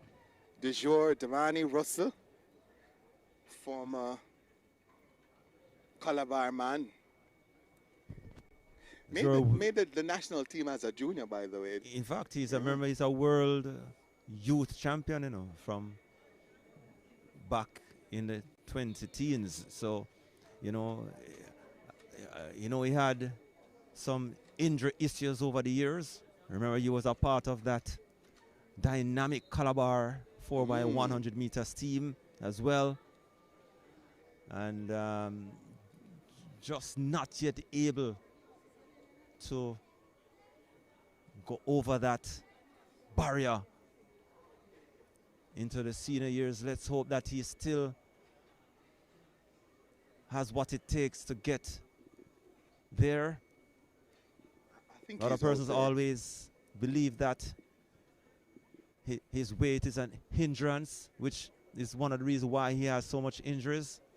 Well, I mean, I've said to folks over the years, if you're hurdling, you're going over the barriers, and if you have extra poundage, you're carrying those extra poundage over the barrier. So it's always going to be slowing you down, and it's always going to be causing you injury. When those ankles and knees and everything has to take the extra pounding from that extra weight. But he's tried to slim down over the last few years, and I do believe that he is in lane number 4, and I'm looking at him now as he's going back to his mark, and if that is indeed Russell in the yellow with a black sweatpants, looks to have lost a little bit of weight. A little bit of, yeah, it looks very good compared to where he was when he moved on to the senior level a couple of years ago. De jour Russell.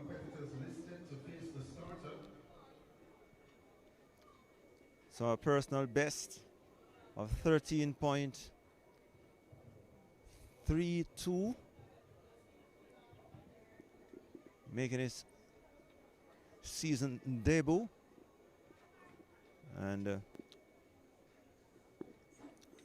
if he can come anywhere near his personal best, then we can say that we can look forward to something special Here we go then. this year from Dejour Russell. But let's hope that those injury concerns that would have plagued him over the year, So let's give you the is lineup. behind him. Let's give you the lineup. We'll start with the lane number 3. Has a personal best of 14.30, representing New Era Track Club. It is Joel Facey. Lane number 4 has a personal best of 13.32. He's a 2017 World Under 20 champion representing Swept Track Club. That's Dejour Russell. Lane number 5 has a personal best of 13.94, representing GC Foster, Clinton Simmons. And completing the lineup in lane number 6 has a personal best of 13.84, representing Huey Mona. That's Joel Brand. The top 3 from Intercol last year, all facing the starter alongside Dejour Russell. So Dejour Russell, By Supergen, and just to remind you that the top 3 one of the will receive a case of Supergen. darlings of Jamaican track and field, certainly at the junior level, is up there. As I said, personal best of 13.32. That 13.32 set in 2017. So almost a decade ago, and he hasn't gotten close to that. Well, he's gotten close to it in terms of 13.3, when 13.39 in 2023. But hasn't broken that record in 9 years, that personal best record of 13.32. The meet record is pretty nippy, 13.15. It's Facey, Russell, Simmons, and Bryan. And there is a break at the start, pretty obvious. That was Facey, Joel Facey of New Era.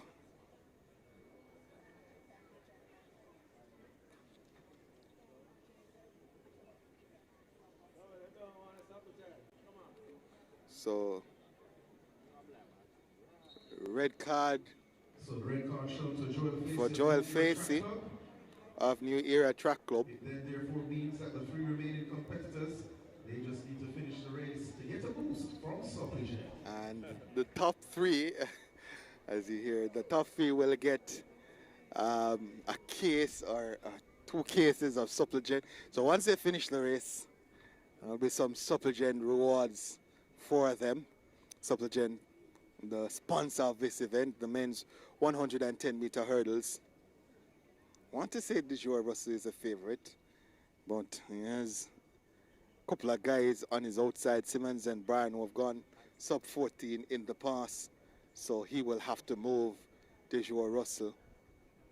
Meet record 13.15, Russell's personal best 13.32. Don't any of those times will come under pressure here. So again, it's Russell, Simmons, Bryan. Gun sends him off and running. Good start for Dejour Russell. Simmons, though, is right there. Russell starts to take command. No, Dejour Russell is stepping away from Bryan, Simmons and Bryan. But Dejour Russell will take this. The tank is back. The tank is back. Dejour Russell. Negative 0.1. The wind speed, and Dejour Russell, nicknamed the tank, 13.47, the winner of that one. Good run there from the man formerly of Calabar, former world youth champion, stepping up and showing that he still has. Technically, it wasn't the best of races. Yeah, but he still has the enthusiasm. Yeah, but I'll tell you what, to compete in the 110 hurdles. It's so big. such a big man, so powerful that when he hits those hurdles, They stay hit. They stay hit. For real. If you look at the hurdles, it's destroyed right down the track. He hit about 4, maybe 5 hurdles, but he just powered through. As I said, his nickname in high school was the Tank, and he's still big and powerful. DeJour Russell, the Tank. Wow. And despite it would appear that he has lost some of the weight, he still carries some bulk with him based on what we are seeing. He's still, you know, I'm not certain if you'll be able to. You know, people are saying it's only 30. It's March. You guys realize it's March, right? You realize that March? Man, just a start him season. Him no run competitively in probably 2 years. His last race was 2025. What are you talking about? It's March. 13:47 is a very, very good time at this time of the year. Definitely. We can't. What you What can't are you expect to see a talking 13-0. 13-2 What are you looking for? 13-1? 13-0? No, or 13 even 1. No, you won't see that. Come on, man. But that's a good time based on the time of the season. And if you look at from a technical point of view, he has so much to improve from a technical point of view. If he is not hitting the hurdles so often, then probably you can shave a 1/10 of a second off that 13.4, and he can get down to 13.3. Certainly. Gets faster as he trains towards the Commonwealth game middle of the season. Who is his coach? Who is his coach? I think he's at Dynamic, which is Dynamic is Michael, I think. We'll confirm that. Yeah, but here he is again, and still carry that bulk, but still can hurdle, still has the enthusiasm, and dropping a 13.4, which suggests that he will compete. I'm satisfied with 13.4 for DeJour Russell. He will compete. Definitely will compete. I mean, he's still at it. He's 26 this year, so he's not past the age where you're starting to say, oh, retirement is beckoning. Still has something to give. And as I said, looking at him, he's still big, but he looks to have slimmed down just a little bit. He's in fighting shape, I'd like to say. So, well done to the Tank. So the ladies are up next, the 100-meter hurdles. I'm getting excited.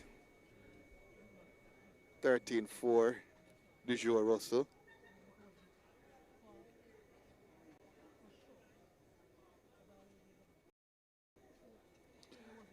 Yeah, so somebody is confirming in the track. Dynamic is Michael Freighter, so I was right. You know, I can always depend on the chat to square me away. So the ladies are up next. I don't know why I'm getting so excited by that 13.4 from DeJour. But I think there's so much more from the young man. He's such a talented youngster. So talented. And I'd love to see more from him. Someone saying trains at their gym. I won't say what else they say about it, but DeJour Russell, super talent. And hitting all those hurdles and still going 13.4. I mean, come on, March. All right, so next one on the track. I think I'm going to let you have the 100 meters, Roger. I'll take my leave after the 100 hurdles and allow you to get the 100 meter. The flat 100s. There are 5 athletes listed here. The fastest on personal best, actually, Alexis James. Another athlete who I have a lot of time for. Former Petersfield. Standout.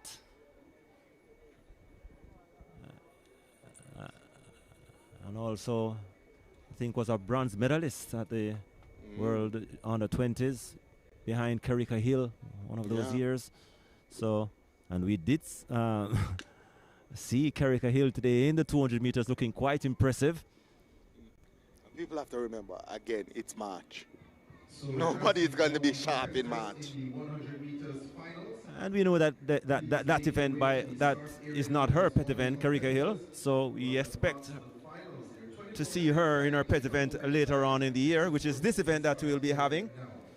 the 100-meter hurdles So women. it looks as if we're only going to have 3 athletes. So all 3 of them will get a Supplegen package. This event sponsored by Supplegen. So a case of Supplegen is going to the 3 on track. So lane number 2, she has a personal best of 14.78 representing UTEC, Italia Nelson. Lane number 4, she has a personal best of 12.87 seconds representing racers Alexis J. James.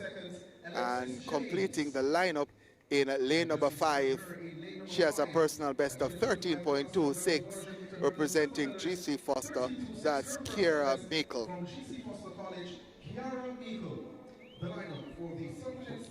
So only 3 in this one. All 3 opening their seasons over the hurdles.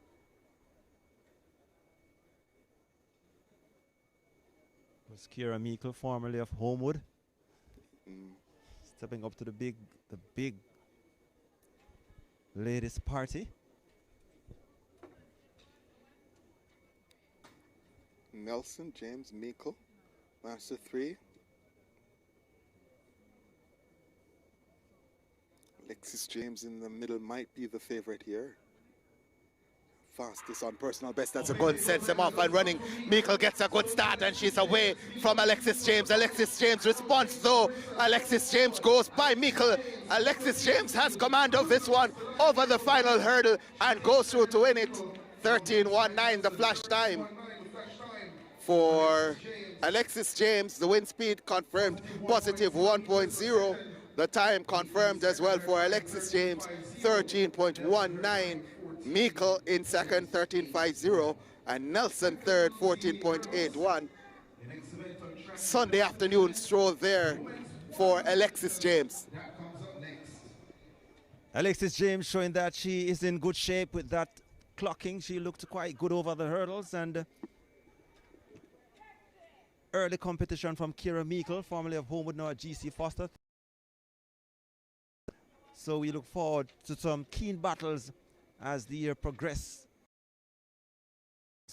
Now at racers stepping up, and we look to competition against the likes of the New Gents and the Megan Simmons of this world, showing that our female hurdling, sprint hurdling, remains in good hands. She looked quite good. 13.19 there for Alexis James.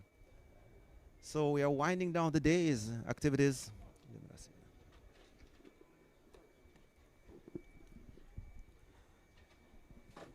Now, and we have the 100 meters, which will close the show here this evening. Beginning with the women's event, courtesy of Tia Clayton.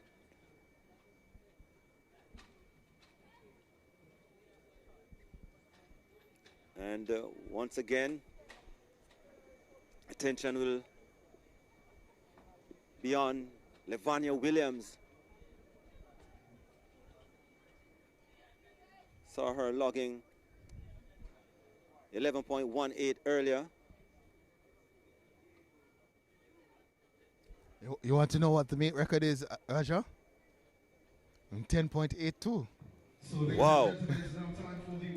And that's by who? 10.82, which means that you're in Jamaica.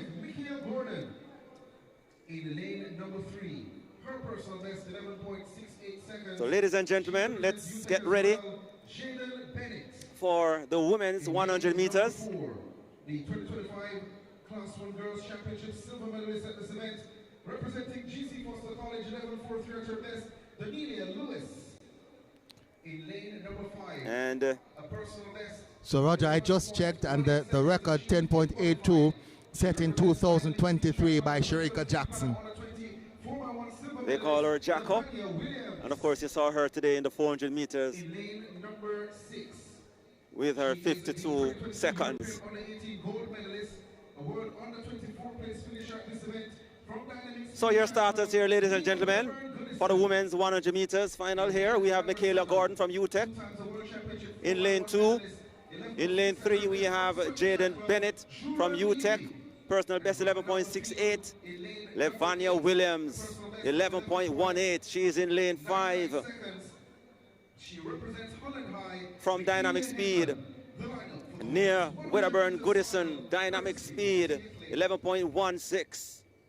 Jura Levy, the veteran in the field, 11.06. Personal best for her, she's in lane 7. And in lane 8 is Michaela Henlon from Holland. And Jura Levy, quite busy today. Saw her in the 200 meters as well as they go to their marks. I say personal best for Levania. So all eyes on Levania Williams as they're on their marks. Off they go. Williams gets up well and steps away from the back. Beside her, Goodison tries to close, but Levania Williams is sprinting and she's driving towards the line. Battle for second, 11.22 on the flash for Levania Williams. We had no doubt that she would have won this event. 11.20. So just 200th of a second off her season's best. The personal best 11.18 achieved today. So Levania Williams, the new breakout for the year. Levania Williams, 11.20, winning the women's 100 meters. Jura Levy comes through for second. Formerly of Vere, she's representing Swept, 11.43. And near Wedderburn Goodison, Dynamic Track Club, third, 11.46. Levania Williams dominating and winning, 11.20. A good run there from Levania Williams. Pretty close to her personal best, 11.18. So we look forward to see what she does for the rest of the season. So it's a close battle for second with Jura Levy coming through in the end, 11.43, and holding off near Wedderburn Goodison, 11.46. So you know what's interesting, Roger? All the girls ran slower than they did in the heats. certainly They had a little bit more assistance in terms of the wind earlier, so that might explain it. So we're winding down now. The event scheduled to end at 8 o'clock. Not certain if they're going to make it. Maybe they'll go over by a couple minutes. But we have section C coming up, the men's 100 meters. We have Samuel Smith, MVP in 2. Romaria McIntosh, Swept or Dynamic in 3. Orlando Bennett, Racers in 4. Mario Williams, MVP in 5, personal best for him, 10.25. Kyle Richards, Uemona, 10.44 for him, personal best. Kimali Sterling, Racers in lane 8, personal best, 10.52 for him. 6 facing the starter. Into their 7 facing the starter. On the outer lane is Sterling from Racers. Then in the middle of the pack now we have Williams and Richards. Williams, Mario Williams coming through to take the win. Orlando Bennett comes through in lane 4 to take the event, 10.48. Positive 0.8. Orlando Bennett Racers with the win. Romaria McIntosh second, 10.60. Positive 0.8 for the win. The former Calabar man, Orlando Bennett, they call him Roundhead.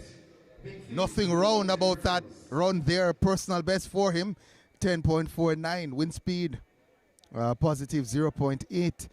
Man from Racers will be satisfied with that 10.49 personal best. He's almost bouncing down the track, Orlando Bennett. Of course, you would have won the silver medal at the World Championships He gets the nod for in the 110 hurdles. Showing his sprinting prowess here. Section 2 comes up next. The men's 100 meters sponsored by Grace Kennedy. With a 10.49 today. In lane 1 from MVP, 10.48 personal best, Demar Sales. In lane 2, 10.31 at his best from So Track Club. they are trying to beat the 8 o'clock In lane 3, 10.57. finish time. So section B coming up right now. His personal best in qualifying. And in lane 1 we have Demar Sales. Personal best 10.48 from MVP in 1. Mashima Barrett. Lane 2, personal best 10.31. In lane 3 from MVP, Odaria Phillips, personal best 10.57. In lane 5, Lane 4 from Dynamic Speed, personal best 10.11, Javari Thomas. In lane 5 from GC Foster, he has a personal best 10.37, Jace Witter. In lane 6 from Dynamic Speed, he has a personal best 10.29 from Dynamic Speed, Jordan Morgan. And in lane 7, we have Javoy Tucker, personal best 10.08 from lane 7. And in lane 8, with a personal best of 10.59 from UTEC, Jordan Nicholas. This is section B, the penultimate event here at Velocity Fest 18. And this is the men's 100 meters B event. Event is scheduled for finish at 8 o'clock. We are now 2 minutes to that time. So maybe they'll want to get the race approximately off and running at 8 o'clock. As they're all in line on their marks.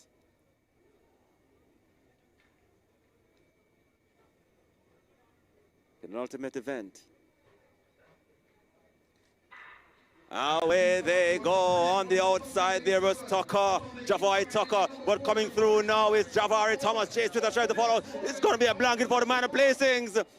10.27 for Javari Thomas. Javari Thomas with the win. It is also the time assigned to him in the end. 10.27. Second, Jordan Morgan, Dynamic Speed, 10.38. And third, Demar Sales from MVP, 10.45. Tucker with the blazing start, but the proper finish was by Javari Thomas, 10.27. Win reading, positive, 0.9.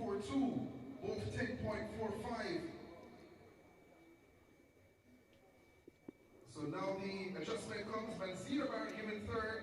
So it's now Mazira Barrett with the third after some adjustments. It was a close finish between Barrett and Witter. Barrett coming through with 0.442 ahead of Jace Witter, 0.450. And Javoy Tucker, 10.49. He finishes fifth after that brilliant start on the outside there in lane 7. So the Jet Javari, 10.27 moves to, well, 10.27, a season's best for him. But we'll go to the A finals now, Roger. And I'm expecting that one to be very, very good as well. Certainly. We had said earlier, maybe we'll see a 10-0 this evening. But based on what we are seeing, we might not see, but we will very well see it as well. A 10-0 here. And of course, we have two athletes who are capable of going there. We speak none other than O'Dane McPherson, the breakout athlete this year from Sprintech. And also Rashid Foster, 10.1, a personal best for him, achieved here this evening. So, your lineup for this event, this final event here this evening. In lane 1, we have from Titans, Shakur Williams, personal best, 10.15. Lane 2, or rather lane 3, we have Rashid Foster from Michael, personal best, 10.10. Lane 4 from GC Foster College out of St. Vincent and the Grenadines. 10.13, personal best for him, Earl Simmons. Lane 5 from Sprintech, we have O'Dane McPherson, 10.06 seconds. And in lane 6, we have Ashani Smith from Dynamic Speed, 10.24, a personal best for him. And in lane 7, we have Jason Lewis from Swept, 10.36. The final race here at Velocity Fest 18 at the National Stadium. And we should have about 7 facing the starter for this event. And the record, 9.99. That's the record. Welcome to Jamaica again. You speak of these times, you come to Jamaica. In events such as these. So, they go to their marks. Lewis, Smith, McPherson, Simmons, Foster.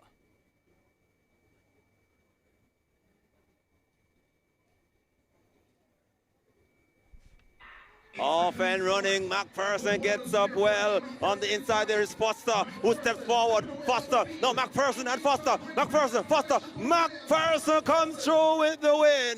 10.09. We had asked for a 10.0. Let's see if it holds. 10.10. Positive 0.24. O'Dane McPherson from Sprintech, 10.1.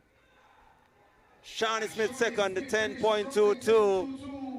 And Shakur Williams, 10.24. O'Dane McPherson with the win, Davian, as we wrap up Velocity Fest 18 here at the National Stadium. Yeah, literally no win there for that 10-1-0 run for O'Dane McPherson, which means that when you get a little bit of win, a little bit of assistance for O'Dane McPherson, it means that he's going to get faster. Also looking at the first 30 meters, there's a little bit for him to improve there. I didn't think he got as good a start as he's capable of. A very good starter, didn't get that magical start that we're used to from O'Dane McPherson. And then if you think about it's still March, then it shows you where O'Dane McPherson is. As I said, he's one of those Jamaicans who I'm looking at this season who can potentially make a breakthrough and maybe potentially go sub 10 this year. All right, so that's about it for our coverage here from the National Stadium. There's been 4 hours of non-stop track and field action here. Velocity Fest 18. Pleasure for us to bring it to you again on Stride Vision TV. You can join us again in another couple of weeks when we'll be at another track meet to bring you outstanding track and field coverage here on the Caribbean's #1 streaming track and field platform, Stride Vision TV. We are so happy, and we want to thank you, our viewers and listeners, for being a part of the live audience today. I want to thank you very much. Keep on telling your friend about Stride Vision TV. Continue to like, continue to subscribe, continue to share. So that's about it on behalf of Davian Nugent. Of course, we have Jeremy Barrett and Marlon Markland, or cameraman Jeremy Barrett, or technician or broadcast technician, and of course your co-commentator Davian Nugent. And I am Roger Haspel for the final time, signing out from Velocity Fest 18. And of course, you have just witnessed another outstanding track and field action. Roger Haspel for the final time, signing out. Catch you again sometime in the future for more track and field on Stride Vision TV.